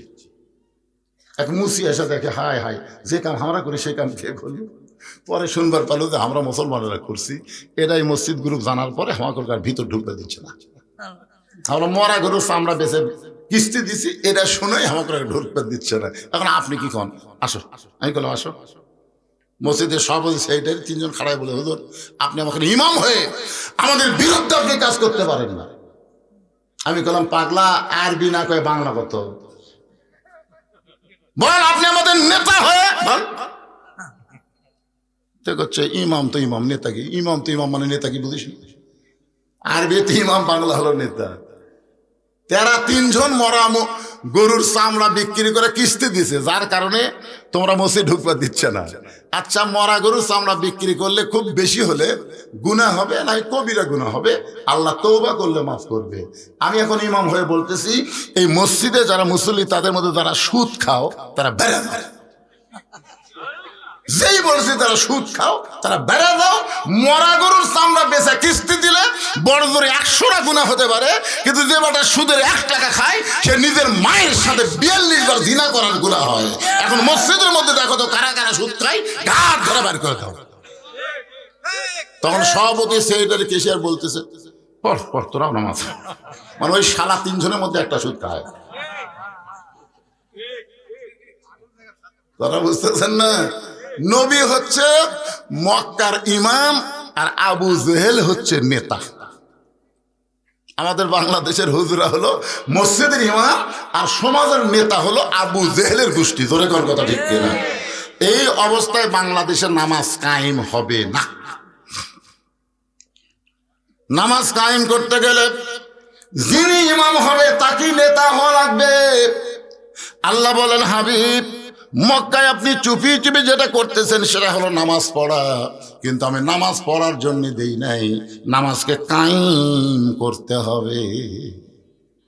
এই নামাজ কায়েম করতে গেলে মক্কার পরিবেশে হবে না, আপনাকে মদিনায় হিজরত করা লাগবে। মদিনায় হিজরত করার পরে আপনি হবেন ইমাম, আপনি হবেন নেতা, কোরআন দিয়ে রাষ্ট্র গঠন হবে, এরপরে নামাজ কায়েম হবে। আজকে আমাদের বাংলাদেশে যদি আমরা নামাজকে কায়েম করতে চাই তাহলে খালি হুজুররা মসজিদের মধ্যে আর করবি না। এই জন্য আগামীতে সব দেখা হলো শেষ, কোরআন দিয়ে চলবে বাংলাদেশ। জোরে কোন কথা দেখছে না? আমরা বাংলাদেশে কি নামাজ পড়বো না কায়েম করব? নামাজ যখন কায়েম হবে, মসজিদে আজান দেওয়ার সঙ্গে সঙ্গে আওয়ামী লীগ, বিএনপি, জাতীয় পার্টি, জামাত, পীর মুরিদি সবাই মসজিদে ঢুকবে। মসজিদে ঢোকার পরে যখন মুয়াজ্জিন আকামত দিবে, আকামত দেওয়ার সঙ্গে সঙ্গে আওয়ামী লীগ, বিএনপি, জামাত সবাই কাতারবদ্ধ হয়ে দাঁড়াতে হবে। আওয়ামী লীগ যদি বলে আমি 4 আঙ্গুল সামনে যাব, জামাতে ইসলাম টান দেখো বিলাইন। বিএনপি যদি বলে আমি 4 আঙ্গুল পিছনে থাকবো, পিছনে ঠেলা দিয়ে বলবে কাতারবদ্ধ হ। ধনীর কাছে ফকির গেলে ধনী যদি কোনার ঘুতা মারে, তুই ভিক্ষা করে খাস, আমার বাড়ি তুই আমার কাছে খেন, ফকির কুনার ঘুতা দিয়ে বলবে তুই ধনী আমি ফকির, বাইরে তুই আইন, ভিতরে কোনো আইন চলবে না, মানুষের আইন চলবে আমার আল্লাহর। জোরে কোন কথা ঠিক না? কালোর কাছে ফর্সা, ফর্সার কাছে কালো, এসপির কাছে চকিদার, তেলতেলা পায়ের কাছে পাও ফাটা, গোড়ালির সঙ্গে গোড়ালি মিল করে যখন কাতারবদ্ধ হবে, ওই কাতারবদ্ধ হওয়া মানে মুসলমানের মধ্যে 14 দল 20 দল থাকবে না, সব মুসলমান নামাজের মাধ্যমে, নামাজ কায়েমের মাধ্যমে এক কাতার হয়ে যাবে। ধরে কোন ঠিক কিনা? আল্লাহ কোরআন কারিমের মধ্যে বলেছেন, ওয়াতাসিমু বিহাবলিল্লাহি জামিআ ওয়া লা তাফাররাকু, তোমরা বিচ্ছিন্ন হয়ে না, তোমরা দলাদলি করো না, বরং তোমাদেরকে একত্র হওয়া লাগবে। আমরা মুসলমান যদি একত্রে বসবাস করতে চাই, নামাজ ছাড়া আমাদের কোনো উপায় নাই। এই নামাজ যদি কেউ না পড়েন, যদি কেউ নামাজ না পড়েন, রাসূল বলেছে লা সালাতা লা ঈমান, যার নামাজ নাই তার ঈমান নাই, যার নামাজ নাই তার ঈমান নাই। আপনি যতই কলেমার জিকির করেন, যতই কলেমার জিকির করেন, আপনার ঈমান ততক্ষণ পর্যন্ত থাকবে যতক্ষণ আপনি নামাজ পড়বেন। নামাজ বাদ দিবেন, লা সালাতা লা দীনা, যার নামাজ নাই তার কোনো ধর্ম নাই। আল্লাহ রাসূল বলেছেন, বাইনাল আবদি ওয়াল কুফরি তারকুস সালাত, বান্দার কাফের মধ্যে পৃথক করার জিনিসটার নামই হলো নামাজ। যে নামাজ পড়বে সে হবে আল্লাহর বান্দা, আর যে নামাজ পড়বে না সে হবে কাফের। রাসূল কঠিন কথা বলেছেন, মান তারাকা সালাতু মুতাম্মিদান ফাকাত কাফারা, ইচ্ছা করে একটা ওয়াক্ত নামাজ যারা বাদ দিল তারা আল্লাহর সঙ্গে কুফরি করলো। এত পাপ হবে নামাজ না আদায় করলে। এই পাপ থেকে বাঁচার জন্য আমাদের নামাজ কায়েমের আন্দোলন করা দরকার আছে না নাই? জোরে করে আছে না নাই? এদের টুপিওয়ালা ভাই একটা কথা কয় না করে, এদের ভাই কিছুই কর না কেন ভাই? আমি দেখতেছি প্রথম থেকে মুখ বন্ধ করে আছে। আচ্ছা, এইভাবে যদি, যেভাবে আমরা নামাজ পড়তেছি, এইভাবে যদি আমরা মরে যাই, এই অবস্থা যদি মরে যাই, আল্লাহ রাসূল বলেছেন, মান সাআলাল্লাহু তাআলা আশ-শাহাদাতা বিসিদকিন বাল্লাগাহুল্লাহু মানাজিলাশ শুহাদা ওয়া ইন মাতা আলা ফিরাশিহি, রাওয়াহুল বুখারী কিতাবুল মাগাজি। কেউ যদি চায় যে বাংলার জমিনে আল্লাহর কোরআন দিয়ে রাষ্ট্র চলবে, এই কোরআনের জন্য প্রয়োজন হলে আমি শাহাদাতের পেয়ালা পান করব, এই নিয়তে যদি কোরআনের আন্দোলন করে, কোরআন বিজয় আন্দোলন করে, ওয়াই মা তাআলা ফিরাশিহি, সে যদি নিজের বিছনাতে মৃত্যুবরণ করে, বাল্লাগাহুল্লাহু মানাজিলাশ শুহাদা, হাসরের ময়দানে আল্লাহ তাকে শহীদদের কাতারে দাঁড় করায়া দিবে। তাহলে আমাদের সময় নামাজ কায়েম না হলেও নামাজ কায়েমের আন্দোলনে আমরা অংশগ্রহণ করব। এই কথাটাও কি আমি জবান দিয়ে বলতে পারবো না ভাইজান? আমরা কি মনে করছিলাম যে 5ই আগস্টে হাসিনা পলাবি? আগস্টের 1 তারিখও আমি মনে করিনি, 2 তারিখেও না, 3 তারিখেও না, 4 তারিখেও নয়, 5 তারিখেও সকালবেলা আমার মন কয়নি দি পলাবি। 6 তারিখে ঢাকায় অ্যাটাক ডাক দিয়েছিল, কিন্তু বাংলাদেশের জামাত শিবির ওরা করলো 6 তারিখ ছোঁয়া যাবে না, 5 তারিখে ডাক দিলাম, 6 তারিখ ঢুকবো 5 তারিখ। জামাত শিবিরের কথা মতো 6 তারিখ বাদ 5 তারিখে ঢুকলো। ভাই রে, আমি সবসময় মোবাইল দেখি, এই সারা পলক নেটওয়ার্ক বন্ধ করে দিছে, ঠিক মতো দেখা যায় না, ভিপিএন এর মাধ্যমে আমি ফেসবুক দেখতেছি। 12টা পর্যন্ত কোনো লোক নাই, 12টা পর্যন্ত ঢাকার কোনো লোকই নাই। 12:30টার সময় দেখি শহীদ মিনারে কয়েকটা লোক ঘুর ঘুর করতেছে। আমি বললাম, আল্লাহ রে, আজকে যদি ঢাকায় অ্যাটাক না হয়, আগামীকাল থেকে আমি বাড়ি থাকতে পারবো না, মানে আমি বাড়ি থাকতে পারবো না, কুটিতে লুকে থাকা লাগবে, আল্লাহ ভালো জানে। কিন্তু ভাই আমি মন খুবই কষ্ট নিয়ে আমার মাদ্রাসার মসজিদে নামাজ পড়তে গেলাম, কেউ আসেনি, আমি নিজে আজান দিলাম, আজান দিয়ে নামাজ পড়ে খুব কান্নাকাটি করে, আরে কোরআন শরীফের সূরা ইয়াসিন, সূরা কাহাফ পড়ে আমি বাড়িতে এসে 2:30টার দিকে মোবাইল খুলে দেখি, ভাই মনে হচ্ছে তয়রান আবাবিল তারমিহিম বিহিজারাতিন মিন সিজিল ফাজআলাহুম কাআসফিন মাকুল। হাসিনার অস্থি বাহিনী মনে হয় আবাবিল পাখি কি লেখা আছে, তোরে কর কথা ঠিক না। চেষ্টার মাধ্যমে সব হয় রে, মন খারাপ করে বসে থাকা লাভ নাই। অবশ্যই বাংলার জমিনে নামাজ কায়েমের আন্দোলন হবে, জোরে কোন কথা ঠিক না। শুধু মসজিদ বানানোর আন্দোলন করে লাভ নাই, মসজিদ সাইজ করে কোনো লাভ নাই। বাপ ছেলে নাতি এক কাতারে নামাজ পড়বে, সমস্ত দল ভাঙ্গা মুসলমান এক কাতার হবে, জোরে কোন কথা ঠিক না। আন্দোলন করা লাগবে তো, কি মনে করতেছেন? 42 বছরের ওয়াজ দিয়া কাম হচ্ছে? আগামী তার ওয়াজ নাই, ডাইরেক্ট অ্যাকশন। তাহলে হাউজে কাউসারের পানি যদি আমরা পান করতে চাই, 1 নম্বর হলো নামাজ। জোরে করে 1 নম্বর কি? এই নামাজ হলো 5 ওয়াক্ত নামাজ। আবার মনে করেন না এই নামাজ হলো জুমার নামাজ, এটা যেন মনে করেন না। কারণ লাইলাতুল মেরাজে আল্লাহ নবীকে যে নামাজ দিছে, এই 5 ওয়াক্তর মধ্যে কিন্তু জুম্মা নাই। কি নাই? জুম্মা নেই। এই জুমার নামাজ কখন হয়েছে জানেন? জুমার নামাজ কিন্তু আল্লাহ রাসূল দুনিয়াতে পাশে, আরো সে পায়নি। জুমার নামাজ আল্লাহ রাসূলকে আল্লাহ দুনিয়াতে দিছে যখন রাসূল মদিনার প্রেসিডেন্ট হলেন, তখন। অনেকে জুমার নামাজ পড়ে আর মনে মনে কয় আমিও নামাজি হুজুর। তো নামাজের সুরত কি? বলে সবার শেষে যায়, আগে বাইরে হই হুজুর। আপনারা বলেন তো, জুম্মার নামাজও যদি আপনার পড়বার চান, আল্লাহর হুকুম কি কন্ত? না না, জুম্মার নামাজ যারা পড়েন, 5 ওয়াক্ত পড়ে না, খালি জুম্মা পড়ে, তাদের জন্য আল্লাহর হুকুম কি? আল্লাহর হুকুম হলো ইযা নুদিয়া লিস-সালাতি মিন ইয়াউমিল জুমআ ফাসআউ ইলা যিকরিল্লাহ। জুমার নামাজের যখন আজান হবে, ওই আজান শোনার সঙ্গে সঙ্গে তড়িঘড়ি করে মসজিদে যাওয়া লাগবে। হুকুম কার? আরো ধরে বলে হুকুম কার?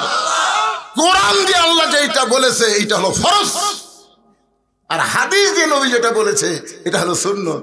তাহলে এখানে কোরআনে আপনি ডাইরেক্ট পেলেন ফাসাও। ফাসা মানে কি?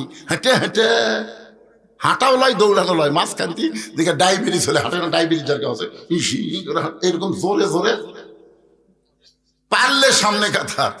সর্বপ্রথম যে ব্যক্তি ঢুকবে, আল্লাহ রাসূল বলেছেন একটা উট কুরবানি সব দেওয়া হবে। সুবহানাল্লাহ। এটা আবার ইমাম গাজ্জালি ব্যাখ্যা করে বলেছেন, প্রথম 3 মিনিটের মধ্যে যারা মসজিদে ঢুকবে, কয় মিনিট? একটা উট কুরবানি সব পাবে।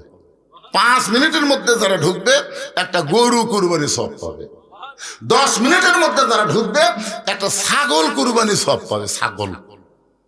এরপরে যারা ঢুকবি, একটা মুরগি অথবা ডিম দানের কুরবানি শেষ। এখন দানের সব আসবে, কিন্তু সবার শেষে যাই যাবি আর কি? নিয়ত করছে আল্লাহ, বইয়ের ঘরে বাচ্চা চাইছে তো নিয়ত করছে আল্লাহ, আল্লাহ একটা পুত্র সন্তান যদি দেও আল্লাহ, পীর সাহেব একসঙ্গে ভাত খিলাবো। আমার যেরকম একটাও ছেলে নেই, 3টাই মেয়ে, তাই বলে আমি নিয়ত করিনি। অনেক লোক এরকম করে। আল্লাহ একটা মেয়ে দিছে, কিন্তু নিয়ত কোনো পীর সাহেব খিলাবো, তাও আল্লাহ মেয়ে দিল।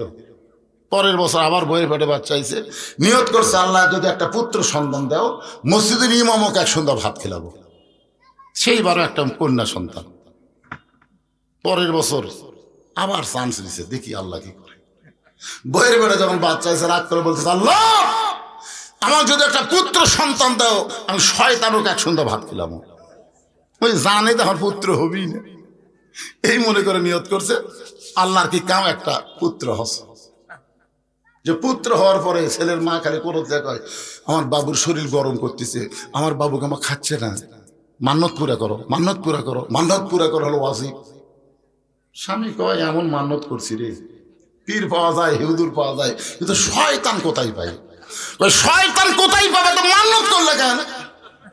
যতক্ষণ পর্যন্ত শয়তানকে দাওয়াত না দিবে তোমার এই বাড়িতে খাওয়া নেই। প্রধানমন্ত্রী খেপে গেলে প্রেসিডেন্টে যাওয়া হয়। লোকটা মন খারাপ করে রাস্তা ঘুরতেছে, জিজ্ঞাসা করে মন খারাপ কেন? বলে ছেলে হয়েছে। বলে ছেলে হয়তো খুশি হওয়ার কথা, খারাপ কেন? বলে শয়তানকে এক সন্ধ্যা ভাত খাবার চাইছি, এখন শয়তান কোথায় পাই? বলে শয়তান যদি পাবার চাও বাবার দরবারে হে যাও। বাবার দরবার বোঝা? আমার দয়াল বাবার দরবারেতে কেউ ফিরে না খালি হাতে। এরকম বাবার দরবার আছে না নাই? আপনাদের এলাকার নাই, এই এলাকার কথা বলতেছেন। বাংলাদেশ আছে না নাই? ওই বাবার দরবারে গেছে। বাবার দরবার গেলে শয়তান কেমনে বাবা দিবে? বলে আমার বাবা এমন একজন বাবা, চোখ বন্ধ করে কাবার মুরগি খেদায়, চোখ বন্ধ করে বাংলাদেশে আর মুরগি দেখে কাবায়, এখান থেকে ইল বলে মুরগি খেদাইয়া দেয়। বাবার কাছে গিয়ে বলতেছে বাবা আপনার কাছে কি শয়তানের খোঁজ আছে? বাবা রাগ করে বলে আমার কাছে মানুষ আল্লাহর খোঁজে আসে, তুই শয়তানের খোঁজে কেন আইলি? বলে আমার আল্লাহ পুত্র দিছে, নিয়ত করেছিলাম শয়তানকে এক সন্ধ্যা ভাত খাওয়াবো। বাবার হাতে লাঠি ছিল, মারছে বাড়ি, পিটন খেয়ে আসতে ইমামের সাথে দেখা, মসজিদের ইমাম মন খুব খারাপ।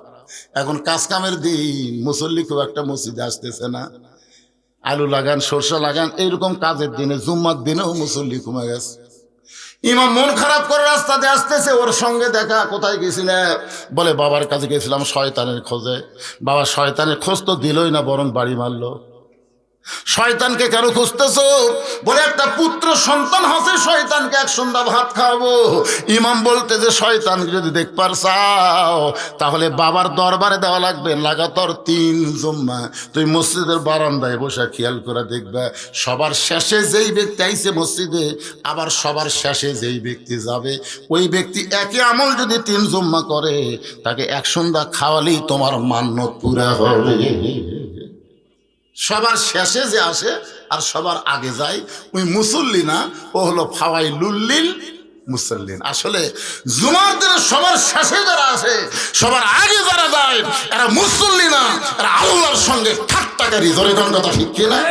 এরা নিজেও নামাজ পড়বে না, মানুষকেও নামাজ ঠিক মতো পড়তে দেবে না। দেখবেন রমজান মাসে তারাবির নামাজ 8 রাকাত পড়ে তারা মসজিদ থেকে বাড়ি হয়ে যায়, এরা কিন্তু নামাজে না, এরা হলো শয়তানের বড় ভাই। জোরে কথা ঠিক কিনা? এই সারারা নিজেও পড়বি না, যারা 20 রাকাত পড়তেছে এরকমও পড়বার দিবি না। তোর 8 রাকাত পড়া লাগে, তুই মসজিদ তোর বাড়ি পড়। মসজিদ কমিটির উচিত হলো যারা 20 রাকাত নামাজ পড়বে না তারা বারান্দা থাক, সারা দুর্বল পাটি বারান্দা থাক।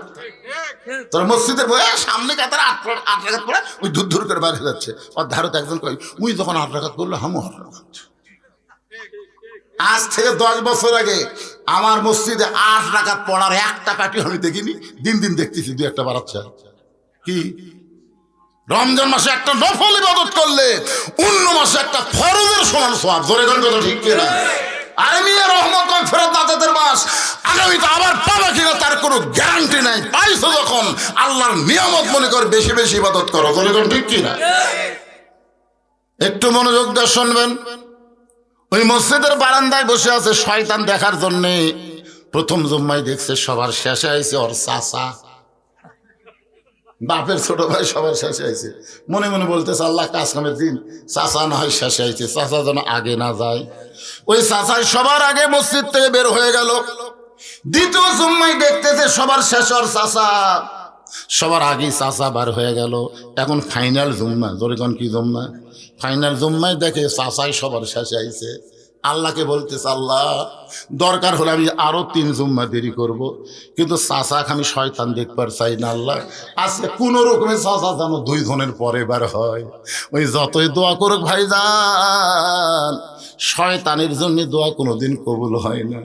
বিশ্ব ইস্তেমায় তুমি সুদ খাছো, ঘুষ খাছো, তুমি মাগিবাজি করেছো, সমস্ত খারাপ কাম করেছো, আর আখি মোনাজাতে তুমি কাঁদতেছো।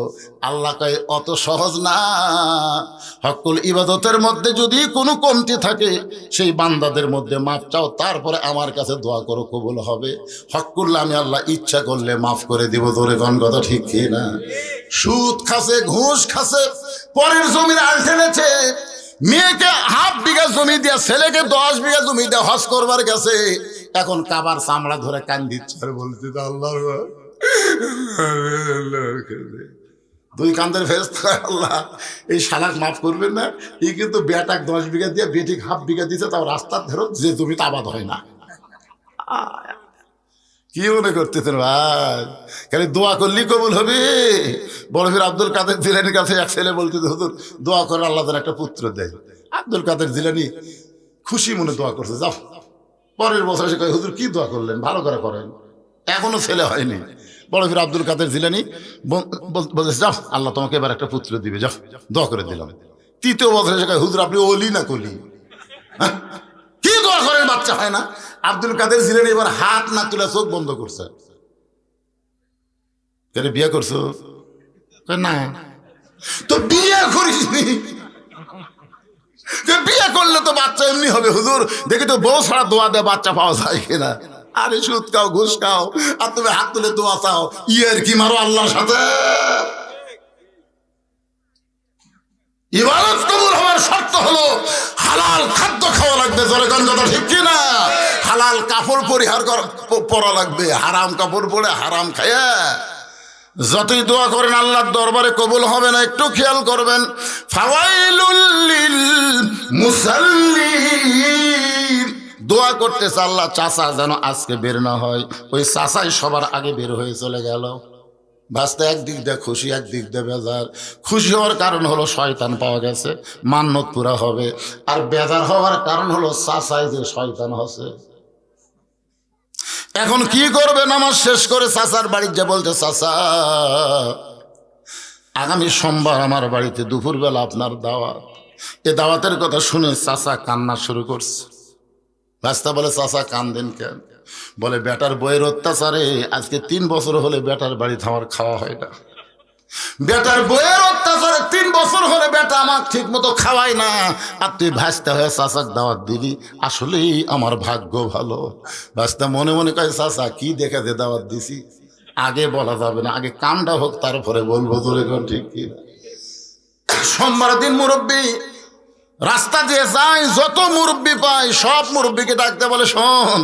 বলে কি হয়েছে? বলে, আমার ভাইস্তা আমাকে দাওয়াত দিচ্ছে, দুপুরবেলা আমাকে খাওয়াবে। মুরব্বীরা কান্দের, বলে তোর ভাগ্য ভালো, আমাদের বেটার বইয়ের কারণে বেটা আমাদেরকে ঠিক মতো দেখতে পারে না।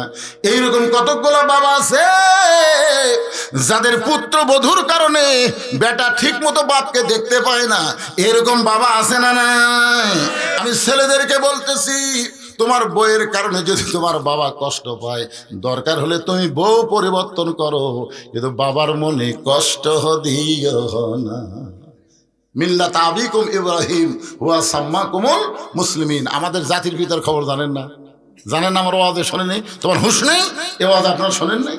হ্যাঁ, গেছিল ইব্রাহিম নবী ইসমাইলের বাড়ি। বাবা ইসমাইল বাড়িতে আসো। ইসমাইলের বউ বলতে, কে রে? এই কে চিল্লাই রে? ইব্রাহিম নবী কয়, কে রে? মেয়ে মানুষের কথা এত জোরে, তাহলে এটাই তখন বেটার বউ হবি রে। মন খারাপ করে আসতে এক লোকের সঙ্গে দেখা, ভাই আমার নাম হলো ইব্রাহিম, ওই যে বাড়ি দেখতেছে ওটা আমার ছেলে ইসমাইলের বাড়ি। আমি গেছিলাম দরজা, যাই হোক আমার ছেলে বাড়িতে নাই, জানতে পারলাম। যদি আমার ইসমাইলের সঙ্গে তোমার দেখা হও, তাহলে তুমি বলো তোমার বাবা তোমাকে ওসিয়ত করেছে ঘরের চোখ আর পাল্টান লাগবে। এই বলে ইব্রাহিম নবী চলে গেছে।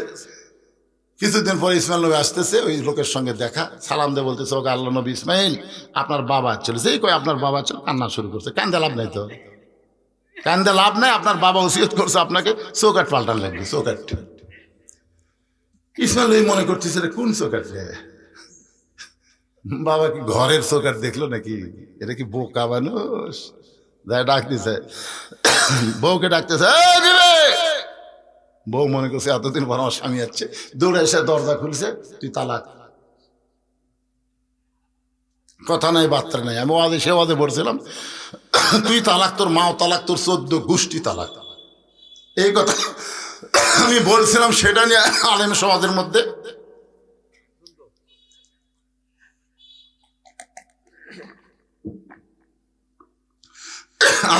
বলতেছে, হুজুর কেউ যদি তার বউ তালাক দিবার পারে কিন্তু শাশুড়ি বন্ধু তালাক দিল, আপনি এমন আওয়াজ করলেন।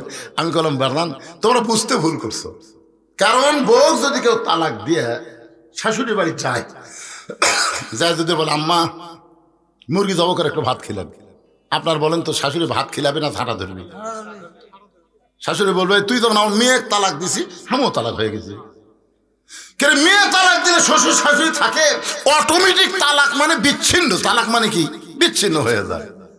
এখন চিন্তা করেন, আমাদের জাতির পিতার জন্য তার সন্তান বাবারে কষ্ট দেওয়ার কারণে যদি বউকে বিচ্ছিন্ন করে দেয়, আজকে আপনি এমন কি বউ পাইলেন যে বউয়ের কারণে আপনার মা আপনার বাবা গোপনে কান্দে?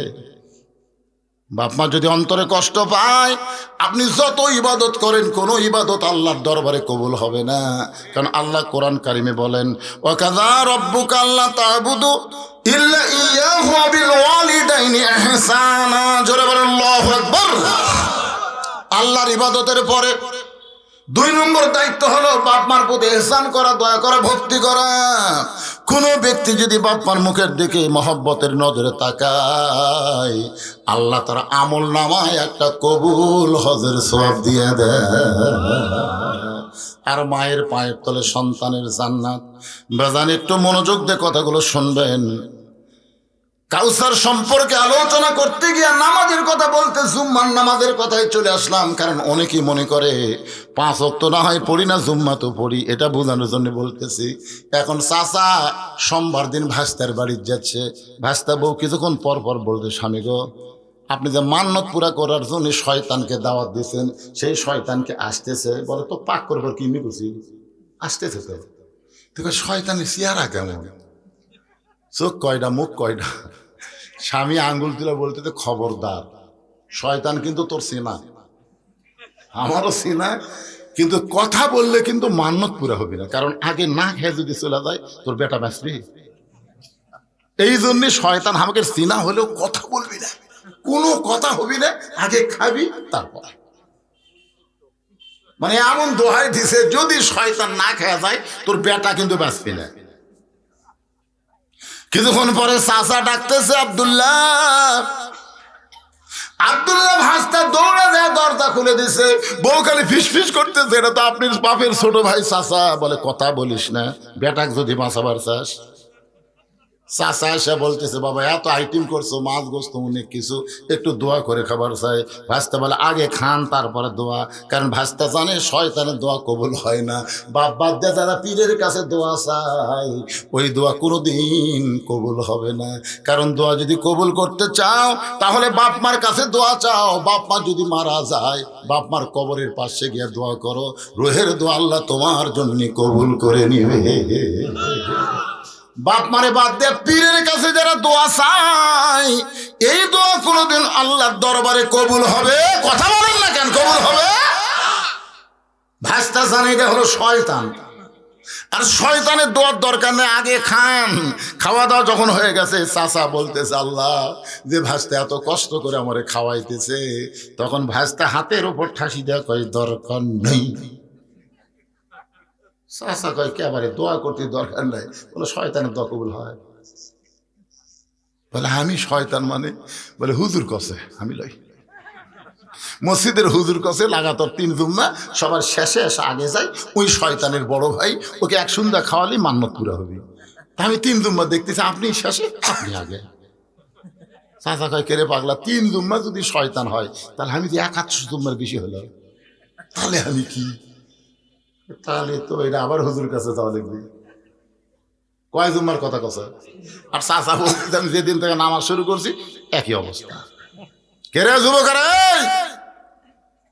জুমার নামাজ দিয়ে জান্নাতে যাওয়া যাবে না, তবে জুমার নামাজের যদি নিয়মটা আপনি সঠিকভাবে পালন করেন, মসজিদের ভিতরে ইমাম সাহেব যে আলোচনা করে প্রথমে গেলে ওই আলোচনা শুনতে শুনতে একদিন আপনার মন নামাজি হবার পারে। জোরে কোন কথা ঠিক কিনা ভাই? 1 নম্বর নামাজ, 2 নম্বর হলো কুরবানি। 2 নম্বর কুরবানি, ফাসাল্লি রাব্বিকা ওয়ানহার। 1 নম্বর হলো নামাজ, 2 নম্বর কুরবানি। এই কুরবানি মানে অনেকে মনে করতেছে গরু খাসি কুরবানি। এটা গরু খাসি শুধু কুরবানি নয়। আমি একটা গান গাই, দেখেন তো তারপরে বুঝতে পারেন কিনা। ইমানের দাবি যদি কুরবানি হয়, সেই দাবি ঘরে বসে থাকা নয়। বুঝতে পারতেছেন? ইমানের দাবি হলো কিছু বিনিময়, সেই বিনিময় যদি কলিজার ঘাম হয়, সেই ঘাম দিতে যেন তৈরি থাকি। ওগো দয়াময় আমার আল্লাহ দয়াময়। ইমানের দাবি হলো অগ্নি শিখা, বাতিলের বিরুদ্ধে চলতে শিখা। সে আগুনে জ্বলে জ্বলে, সে আগুনে জ্বলে জ্বলে দিব ইমানের পরিচয়। ইমানের দাবি ঘরে বসে থাকা নয়, ইমানের দাবি যদি কুরবানি হয়। এই কুরবানি বোঝে ওম্মে ফজল কালো কাপড়ের মধ্যে পেঁচায় হোসাইনকে এনে যখন নবীর কাছে দিয়ে বলে, বাবা আল্লাহ তোমাকে আর একটা নাতি দান করেছে, ফাতেমার পেট থেকে আর একটা সন্তান হয়েছে বাবা, এই সন্তানকে তুমি একটু কোলে নিয়ে দোয়া করো। আল্লাহ নবীর 2টা হাত থর থর করে কাঁপতেছে, 2টা হাত থর থর করে কাঁপতেছে। উম্মে ফজলের কোল থেকে হোসেনকে নিয়ে হোসেনের কপালে একটা চুম্বন দিয়ে আসমানের দিকে তুলে বলতেছে, আল্লাহ এই গোস্তের টুকরাকে তুমি কুরবানি হিসাবে কবুল করে নিও। সমস্ত সাহাবীরা বলে, ইয়া রাসূলুল্লাহ আপনার ছোট নাতি হোসাইন, আপনি দোয়া করবেন, কিন্তু কি দোয়া করলেন? একে কুরবানি হিসাব আল্লাহ কবুল করে নিবে, এই দোয়া তো আমরা বুঝতে পারলাম না। রাসূল বললেন, সাহাবীরা রে, একদিন আমি নবীও থাকবো না, তোমরা অনেকেই সেদিন থাকবে না, কিন্তু এই ছোট্ট হোসাইন সেদিন বাতিলের বিরুদ্ধে নিজের জীবনকে কুরবানি করে নানার ইসলামকে প্রতিষ্ঠিত করবে। বাতিলের বিরুদ্ধে হকের পক্ষে নিজের জীবন কুরবানি করবে।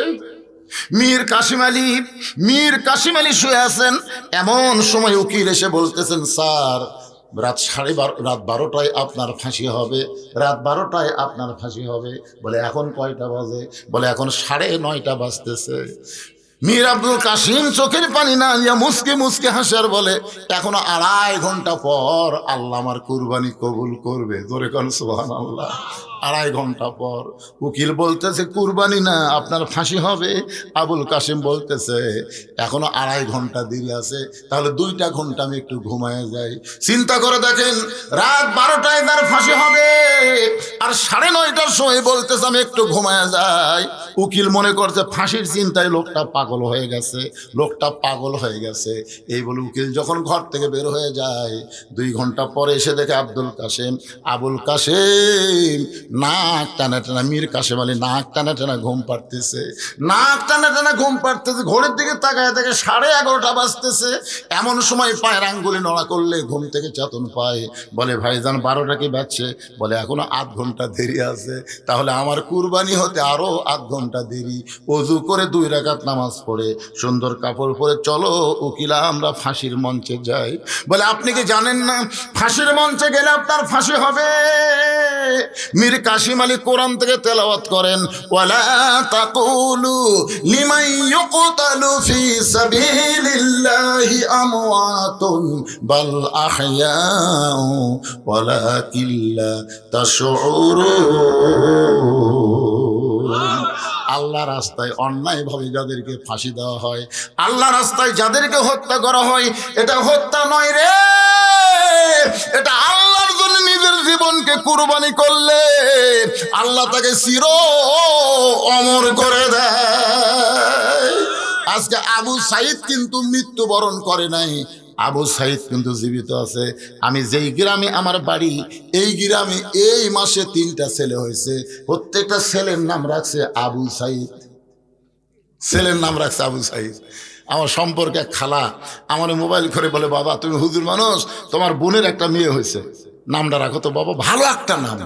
তখন আমি বললাম, খালা এই মুহূর্তে আপনার নাতনির নাম রাখলে ভালো হবে, সে নামটা হলো হাসিনা। সেই কষি হাসিনা। খালা 30 সেকেন্ড আমার সাথে কথা কয় না। আমি কই, খালা কি হলো খালা? খালা কয়, তুই আলেম না জালেম রে, তুই আলেম না জালেম, তোর কাছে একটা ভালো নাম চাইলাম, আপনি খুনি হাসিনা নাম করলি। তখন বুঝলাম আবু সাইদ মরেনি রে, প্রত্যেক পাড়ায় পাড়ায় আবু সাইদের জন্ম হচ্ছে। তোর কথা ঠিক কি না? আর হাসিনা বেঁচে থাকতে পৌঁছে গেছে। বুঝলেন? কুরবানি মানে কি ভাইজান? কুরবানি মানে আল্লাহর রাহে নিজের জীবনকে কুরবানি করা, গরু খাসি কুরবানি করা, আল্লাহ খুশি হবে এমন আমল করার নাম হলো কুরবানি। জোরে কোন কথা ঠিক কি? এই মুহূর্তে আপনাদের জন্য একটা কুরবানি হলো, এই ওয়াক্তিয়া মসজিদের জন্য টাইস করা লাগবে। আমি ওয়াক্তিয়া মসজিদ নামাজ পড়লাম, মজুখানাও সাইজ নাই, মসজিদের মাজাও ঠিক নেই, তো এই জন্য আপনাদের কাছে একটু আদায় করা লাগবে, এটা একটা কুরবানি। এখন যদি মনে করেন না হুজুর, আল্লাহ কোরআনে বলেছে ইন্না মামালুকুম আওলাদুকুম ফিতনা, সম্পদ আর সন্তান হলো তোমাদের বিপদের কারণ। অনেক সম্পদ তোমরা দান না করে রেখে দিবে, ওই সম্পদ মরে যাওয়ার পরে তোমাদের জন্য সাপ হবে, এক একটা সাপের 5টা মাথা হবে। যেরকম কয় মাথা? এতে ব্যাংকের টাকা খেয়ে যাচ্ছেন, বাড়ির টাকা খেয়ে যাচ্ছেন, এই সাপ খালি বুকের উপর কবরের মধ্যে রে সাকল মা হঠাৎ করে মসজিদের জন্য টাকা আসলো, তোর পকেটের টাকা আসলো না, তুই টাকা থেকে দিসনি, 1 টাকার কামড় মারবি 40 গজ মাটির তলে যাওয়া লাগবে।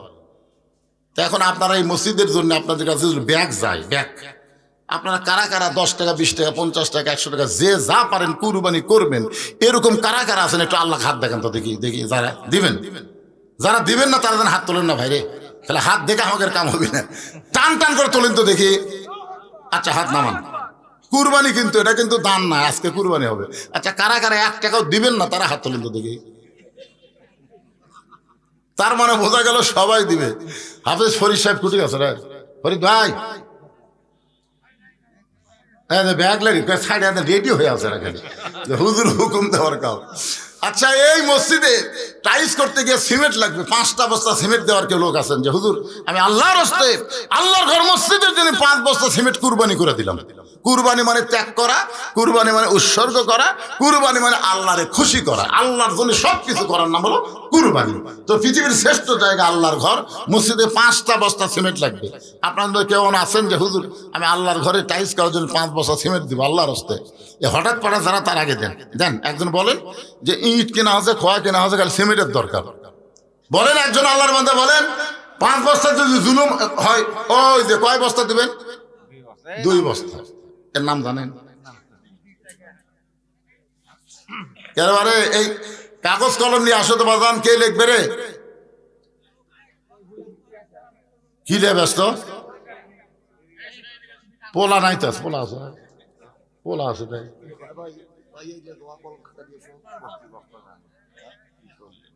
না। বিজ্ঞাপনের শেষ অংশ দেখছি তানাউল ফরমাবেন, তার মানে আছে। তো যাই হোক পোলা টোলা নিয়ে ব্যস্ত না, এখন কাগজ কলম নিয়ে আসো। তোমরা তো না পড়ো, আমি নিজেই লিখতেছি, আমার ভাই আছে, এই আরেক ভাই বসে আছে, তাহলে কাগজ কলম হঠাৎ পাড়া লোক কুটি গেল রে, হঠাৎ পাড়া এরা সিমেন্ট দেওয়ার জন্য পাগল হয়ে গেছে, লেখার লোক নাই।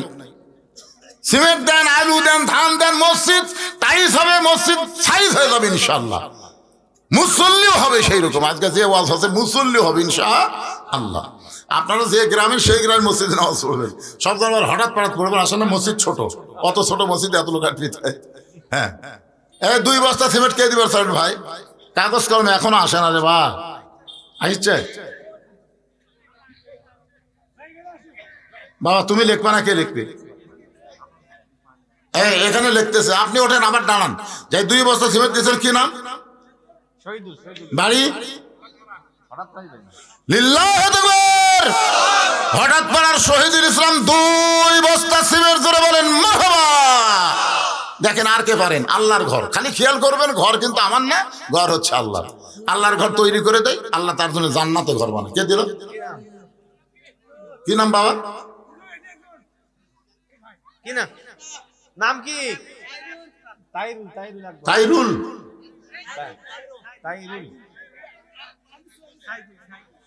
কোনটা সাইদুল? এক বস্তা সিমেন্ট দান করছে, আল্লাহ কবুল করেন। আনিসুর রহমান 1 বস্তা সিমেন্ট দান করবে আল্লাহ। আনিসুরের দানকে আল্লাহ আপনি কবুল করেন। জোরে বলে আল্লাহুম্মা আমিন। আমার মা বোনেরা যেখানে বসেছে ওখানেও যাবেন, কুরবানি হচ্ছে। যাই যা পারেন আল্লাহর হস্তে জীবনের শেষ দান মনে করে দিবেন, যে হুজুর আর হয়তো আমার দান করার হয়তো হায়াত নাও থাকতে পারে, এই মনে করে দিয়ে দিবেন ইনশাআল্লাহ।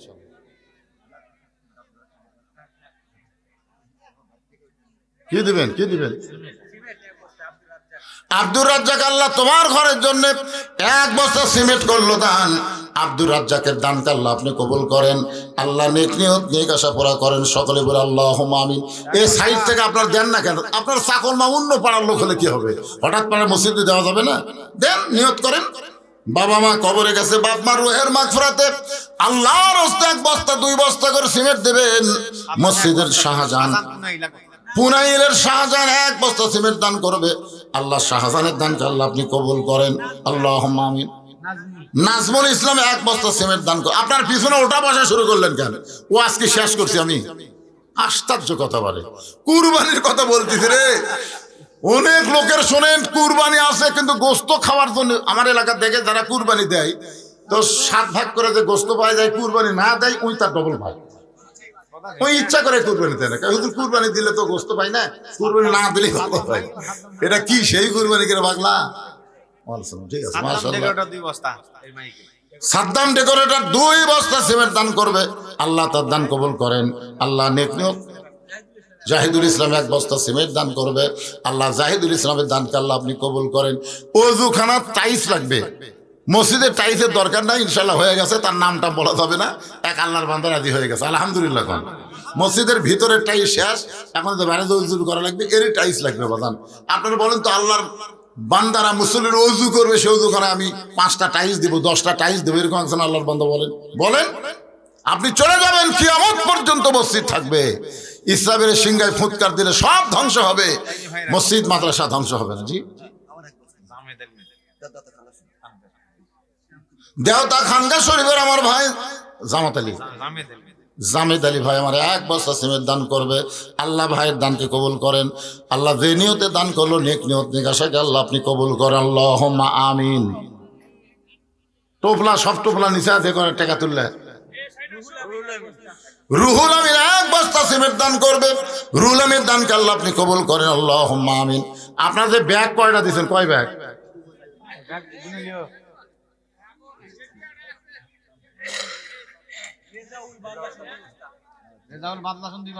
বাদলাসনের রেজাউল 2 বস্তা সিমেন্ট দান করবে। আল্লাহ রেজাউলের দানকে আল্লাহ আপনি কবুল করেন। আল্লাহুম্মা আমিন। আচ্ছা, আপনাদের মধ্যে 10টা টাইলস দিবেন, 10টা টাইলস, 5টা টাইলস। একটা লোক ওঠেন তো দেখি, টাইলস রে টাইলস। আল্লাহ কবরস্থান যদি টাইলস হয়ে যায়, জান্নাতের বাতাস পায়। বাপ মা যদি কবরে যায়, এই দানে উসিলায় আল্লাহ বাপ মার কবরকে যেন জান্নাতের টুকরা বানায় দেন। আল্লাহুম্মা আমিন। একটা লোক বলেন, দেখেন, দেখা দেখি শুরু হবে। এ সিমেন্ট অনেক হয়ে গেছে। হ্যাঁ, এ কয় ইঞ্চি টাইলস রে? টাইলসের মিস্ত্রি না তো। আরে আব্দুল হারেস 2 বস্তা সিমেন্ট দান করবে। আব্দুল হারেসের দান কাল্লা আপনি। এই ভাই কয় ইঞ্চি টাইলস নেবেন? টাইলস মাপ চাচ্ছে 8 ইঞ্চি। না, দেওয়াল লাগায় ও দুখানে মাঝের টাইলস আর দেওয়ালের টাইলস এক পাগলা। মাঝের টাইলস হচ্ছে দামি রে, পাথরের। আর দেওয়ালের যেটা লাগাইলে 8-12 বলে দেখো 35 টাকা 23 টাকা, তাই না? তুলা নয় ভাই, 16 পাথরের টাইলস। একটা টাইলসের দাম 61-62 টাকা করে, এরকম। হ্যাঁ, আপনাদের মধ্যে বলেন যে হুজুর আমি দেবো কয়টা? এই যে ভাইয়ের নাম লেখেন, এই যে 5টা টাইলস।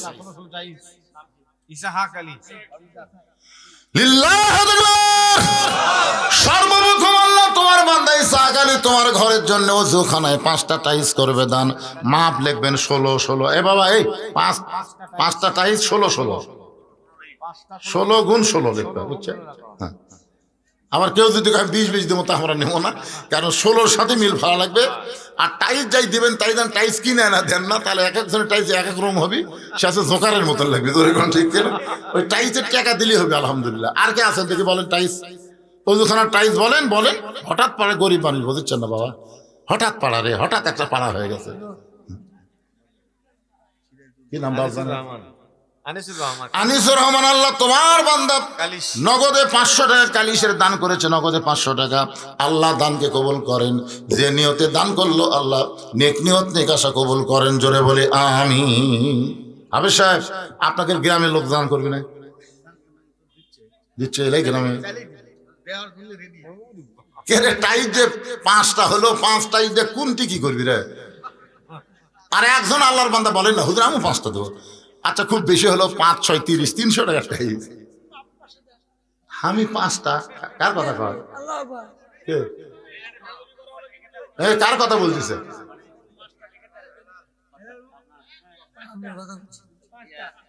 কি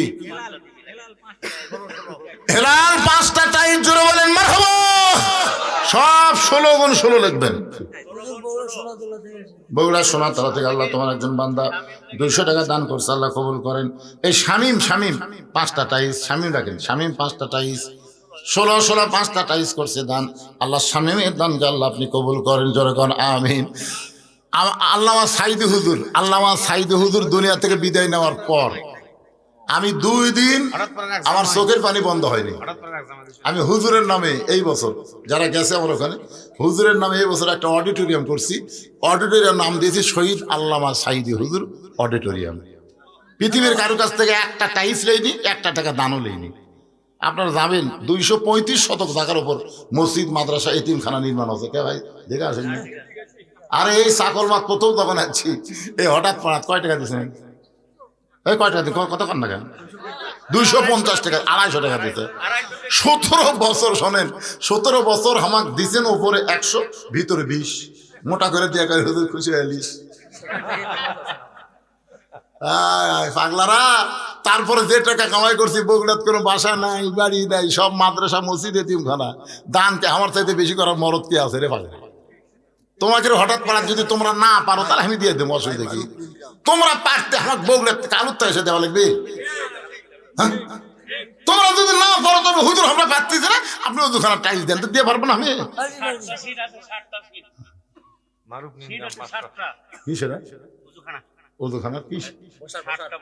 ও বসার সিট আছে 7টা। আচ্ছা ঠিক আছে, কে দিল? নিন গ্রামের মারুফ 500 টাকা দান করেছে। আল্লাহ মারুফের দানকে আল্লাহ আপনি কবুল করেন, আল্লাহুম্মা আমিন। বলেন 7টা বসার জায়গা আছে, ওযু করতে গেলে বসার জায়গা 7টা লাগবে, 7টা জায়গা টাইলস লাগবে 5টা করে লাগবে, 5টা করে টাইলস লাগবে। আর একটা বলেন 5টা দেন, বলেন বাবা বলেন। আল্লাহর বান্দার 5টা টাইলস তো খুব বেশি দাম না, কত টাকা কত হারে যায়। আল্লাহর ঘরে কিয়ামত পর্যন্ত থাকবে, মানুষ ওযু করবে, এখান থেকে ওযু করে ভিতরে নামাজ পড়বে, আপনি কি সব পাবেন না?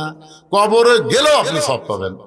আপনার বাপ মা যদি কবরে যায়, বাপ মার ধরে দেন যে আল্লাহ আমার বাপ মার জন্য রোহের মাগফিরাতে আমি একটা বসার সিটে টাইলস 5টা দিয়ে দিলাম। বলেন ধোঁকা দিবে মানুষের সামনে, তুমি প্রকাশ হও, কিন্তু ঈমান বলবে প্রকাশ হয় না, ফাতেমার সাথে তুমি জান্নাতে যাও। সবচাইতে বড় কুরবানি হলো মা বোনদেরকে পর্দার ভিতরে থাকা। ধরে কোন কথা ঠিক কিনা? থাকবার চাই। দেখেন আল্লাহ বললো আল্লাহ তাকরা বাহাদি সাদরা ফাতাকুনা মিনাজ জালিমিন। আল্লাহর হুকুম, ওই গাছের কাছে যাইও না, গাছের কাছে গেলে কিন্তু জালেম হয়ে যাবে। দেখেন তো হাওয়া গেছে না আদম গেছে? মা বোনদেরকে আমরা কিন্তু সবসময় বলি পর্দার মধ্যে থাকবো, বাড়ির থেকে বার হয় না। যেই বাড়ির বেড়া যায় তখন বলে মরদ বাড়ির নাই রে। আমার মায়েরা শোনেন, স্বামী বাড়ির না থাকলে কি হবে? সবচাইতে বড় কুরবানি হলো আপনার ইজ্জতকে, আপনার আব্রুকে আপনি হেফাজত করবেন। আল্লাহ কোরআনে বলেছেন অকরনা ফি বুয়ুতিকুন্না ওয়ালা তাবাররাজনা তাবাররুজাল জাহিলিয়াতিল উলা, রে মেয়েরা তোমরা যত কষ্টের মধ্যেই থাকো এরপরে তোমরা কুরবানি করো। গভীর রাত্রে হযরত আলী ঘুম থেকে চেতন পাইছে। আমি মা বোনদের কুরবানি সম্পর্কে একটু বলি, মনোযোগ দিয়ে শোনেন। গভীর রাত্রে হযরত আলী চেতন পায়, দেখে ফাতেমা ঘরের মধ্যে নাই। ফাতেমা ঘরের মধ্যে নাই, হাসান হোসেন দুই ভাই ঘুম পাড়তেছে, কিন্তু ওদের মা ঘরের মধ্যে নাই। হযরত আলী গভীর রাত্রে চিন্তায় পড়ে গেল, আমি স্বামী ঘুম পাড়ি, তার সন্তান ঘুম পাড়ে, তাহলে ফাতেমা গেল কোন জায়গায়? দরজায় গিয়ে তাকায় দেখে ফাতেমা গভীর রাত্রে মাথায় ঘোমটা দিয়া খুব জোরে জোরে মদিনার মরুভূমির মধ্যে হাঁটতেছে। চাকলমার বাচ্চু ভাই 5টা টাইস দান করবে, লিতে থাকো, অসুবিধা নাই, লিতে থাকো। 16/16 5টা টাইস দান করবে, আল্লাহ দানকে কবুল করেন, জোরে করেন আমিন। হযরত আলী ফাতেমার পিছু নিরাপদ দূরত্ব বজায় রেখে হাঁটা শুরু করলেন। ফাতেমা কোথায় যায় দেখার জন্য। আল্লাহর নবী যেই ঘরে শুয়ে আছে ওই ঘরে জানলার পাশে ফাতেমা দাঁড়ায়া বললেন, বাবা, আমার মা খাদিজা যদি দুনিয়াতে জীবিত থাকতো মায়ের কাছে বলতে পারতাম, বাবা মেহেরবানি করে আপনি একটু দরজা খোলেন। রাসূল যেই মাত্র দরজা খুলেছে, ফাতেমা বলতেছে, বাবা একটু বাতি জ্বলান, একটু বাতি জ্বলান। নবী যেই মাত্র বাতি জ্বলাইছে, ফাতেমা 2টা হাত নবীর দিকে বাড়ায় দেয়। রাসূল তাকায় দেখে ফাতেমার 2টা হাতের তালুর উপরে চামড়া নাই, গোস্ত দেখা যায়। আল্লাহ নবী বললেন, ফাতেমা, জাতা ঘুরাইতে ঘুরাইতে হাতে ফোসকা পড়ে 2টা তালু তুলে ফেলে চামড়া বের হয়ে গেছে। বা এখন তোর চামড়া নাই, গোস্ত বের হয়ে গেছে। ফাতেমা বলতেছে, বাবা আপনি আমাকে বলেছেন 33 বার সুবহানাল্লাহ, 33 বার আলহামদুলিল্লাহ, 34 বার আল্লাহু আকবার, এই আমল করি আর নিজের জীবনের সমস্ত কষ্টকে কুরবানি করে আমি আমার স্বামীর সন্তুষ্টি, আমি আল্লাহ রেজামন্দি হাসিল করতে চাই। এত কষ্টের কথা দুনিয়ার কাউকে বলে নাই, বাবার কাছে গিয়া নিজের কুরবানির কথা বলতেছে, জোরে কোন সুবহানাল্লাহ। মায়েরা, ও মা, স্বামীর কথা কোনোদিন পরকে বলবেন না। স্বামীর কথা, এখনকার মেয়েরা 2 জন একটি বসলি তো, তোরটা কেমন? আমারটা ভেড়া, আমি যা করি তাই। যত দোষ স্বামীর ধরে মেয়েরা। সবচাইতে বড় কুরবানি হলো স্বামীর দোষ গোপন করবেন, শ্বশুর শাশুড়িকে ভালোবাসবেন, নিজের মা বাবাকে যেমন ভালোবাসেন শ্বশুর শাশুড়িকে ভালোবাসা একটা কুরবানি। কুরবানি মানে কি? নফস যেটা চাই সেটা করা যাবে না, এরই নাম হলো কুরবানি। আর আপনারা গরু খাসি কুরবানি যারা দিবেন, এই কুরবানিটা কি একা একা দেবেন। আপনি যদি গরু পারেন একলা দেন, না পারলে খাসি একলা দেন, কিন্তু এই ভাগত যান না, ভাগত গেলে কিন্তু কুরবানি হবে না, হবি নেই। কারণ আমরা 4 ভাই এক গরু কিনি, তাই বড় ভাই বলতেছে আমি আগে গেলে এর দাম এত হতো না। মানে আমরা 3 ভাই কিনছি, এই পরে যায় বলতে আমি আগে আসলে এর দাম এত হয়, তোরা ঠকছু। আল্লাহ কয় কুরবানি বাতিল। কারণ একই মন একই মান যদি না থাকে তাহলে কুরবানি হবে। এই জন্যে এখানে যদি আপনার কুরবানি ধরেন, নামাজ আর কুরবানি, তাহলে আপনার কি করবেন? এই আল্লাহকে সন্তুষ্ট করার জন্য গরু খাসি কুরবানি দিবেন। পারলে একলা দিবেন, ভাগে যাবেন না। ভাগে যাবার গেলে মন এবং মান এক হওয়া লাগবে। আর যদি গরু খাসির কুরবানি দিবার না পারেন, তাহলে মনে করবেন আল্লাহর জন্য নিজের জীবনকে আমরা কুরবানি করব। প্রয়োজন হলে বাংলার জমিনে কলেমার পতাকা উড়বে, আল্লাহর কোরআন দিয়ে আমাদের বাংলাদেশ চলবে। আল্লাহ কবুল করুক, সকলে বলে আল্লাহুম্মা আমিন। অনেক আগে ইশার আজান হয়েছে, আমরা তখন নামাজ পড়িনি। এখন আমি আপনাদের নিয়ে একটা সংক্ষিপ্ত মোনাজাত করব, এরপরে এখানে আজান হবে, নামাজ হবে, তারপরে যদি বক্তারা চায় আলোচনা চলবে ইনশাআল্লাহ। আনসার একজন আল্লাহর বান্দা 500 টাকা দান করছে, আল্লাহ দানকে কবুল করুক। আস্তাগফিরুল্লাহ রাব্বিল আযীম, আস্তাগফিরুল্লাহিল আলিয়্যিল আযীম, আস্তাগফিরুল্লাহ, আস্তাগফিরুল্লাহ, লা হাওলা ওয়ালা কুওয়াতা ইল্লা বিল্লাহিল আলিয়্যিল আযীম। আল্লাহুম্মা আমিন। আল্লাহুম্মা আনতাস সালাম ওয়া মিনকাস সালাম, তাবারাকতা ইয়া যাল জালালি ওয়াল ইকরাম। আয় আল্লাহ, মাগরিবের নামাজের পর থেকে এই দীর্ঘ সময় পর্যন্ত তোমার পাগল বান্দারা আল্লাহ কুরবানি সম্পর্কে, নামাজ সম্পর্কে, সূরা কাউসার থেকে আলোচনা শুনেছে। মেহেরবানি করে আজকের মাহফিল আমাদের সকলের হেদায়েতের জন্য, নাজাতের জন্য, জান্নাতের জন্য কবুল করো। এই মাহফিলের শুরু থেকে শেষ পর্যন্ত যতটুকু আলোচনা হয়েছে, আল্লাহর মধ্যে যদি ত্রুটি হয়, ভুল হয়, মাফ করে দিও। এর জাহাদিয়া মঞ্জুর করো। সোনার মদিনায় নবী পাকের রওজা মোবারকে আল্লাহ কবুল করে নাও। আয় আল্লাহ তাআলা, আমার একজন মা হাজেরা তোমার ঘর মসজিদের জন্য অনেক ত্যাগ স্বীকার করে আজকে দুনিয়া থেকে চলে গেছে। হাদিস আমারে বলল, হুজুর আমার বিবির জন্য প্রাণ খুলে একটু দোয়া করবেন। আমরা দোয়া করি, আল্লাহ তার কবরকে জান্নাতের টুকরা বানিয়ে দাও। আল্লাহ মসজিদের জন্য দান করেছে, নাম বলতে নিষেধ করেছে, আমরা তাদের জন্য দোয়া করি, গোপনে দান কবুল করো, ওসমান গনির সঙ্গে জান্নাত দিও। আল্লাহ হঠাৎ পড়া রক্তে মসজিদকে কিয়ামত পর্যন্ত কবুল করো। মসজিদের দাতা, মসজিদের জায়গা দেনেওয়ালা আজকে আর দুনিয়াতে নাই। আজকেও নগদে বাকিতে যারা দান করেছে, এমনকি তোমার উজুখানার জন্য টাইলস দিল, আল্লাহ তাদের সকলকেই জান্নাতি কবুল করে নাও। আমার হাফেজ ফরিদুদ্দিন ভাইকে আল্লাহ তুমি কবুল করো। ভাইটা আমার অসুস্থ, মাঝে মধ্যে অসুস্থ হয়ে যায়, আল্লাহ তুমি তার প্রতি রহম করো। আয় আল্লাহ তাআলা, আমরা যারা হাত তুলেছি, কে কোন নিয়তে হাত তুলেছি, আল্লাহ সকলের নেক নিয়ত নেক আশাকে তুমি কবুল করো। আমাদের মা বাবা যাদের কবরে গেছে, রব্বির হামহুমা কামা রব্বায়ানি সগীরা, বাবার কবরকে জান্নাতের টুকরা বানিয়ে দাও। আল্লাহ যে কোরআন শুনতে এত ভালো লাগে, সেই কোরআনের সমাজ বাংলায় চালু হবে, এ দৃশ্য আমাদের সকলের জন্য দেখার তৌফিক দিয়ে দাও। সব দেখা হলো শেষ, আগামীতে আমরা দেখতে চাই আল্লাহ তোমার কোরআনের বাংলাদেশ। আল্লাহ কবুল করো, আল্লাহ কবুল করো। আল্লাহ سبحان ربك رب العزة عما يصفون وسلام على المرسلين والحمد لله رب العالمين وجل آخرة كلمة عند الموت সকলে পড়েন লা ইলাহা ইল্লাল্লাহ মুহাম্মাদুর রাসূলুল্লাহ সাল্লাল্লাহু আলাইহি সাল্লাম। আজান হবে, নামাজ হবে ইনশাআল্লাহ। আসসালামু আলাইকুম ওয়া রাহমাতুল্লাহ।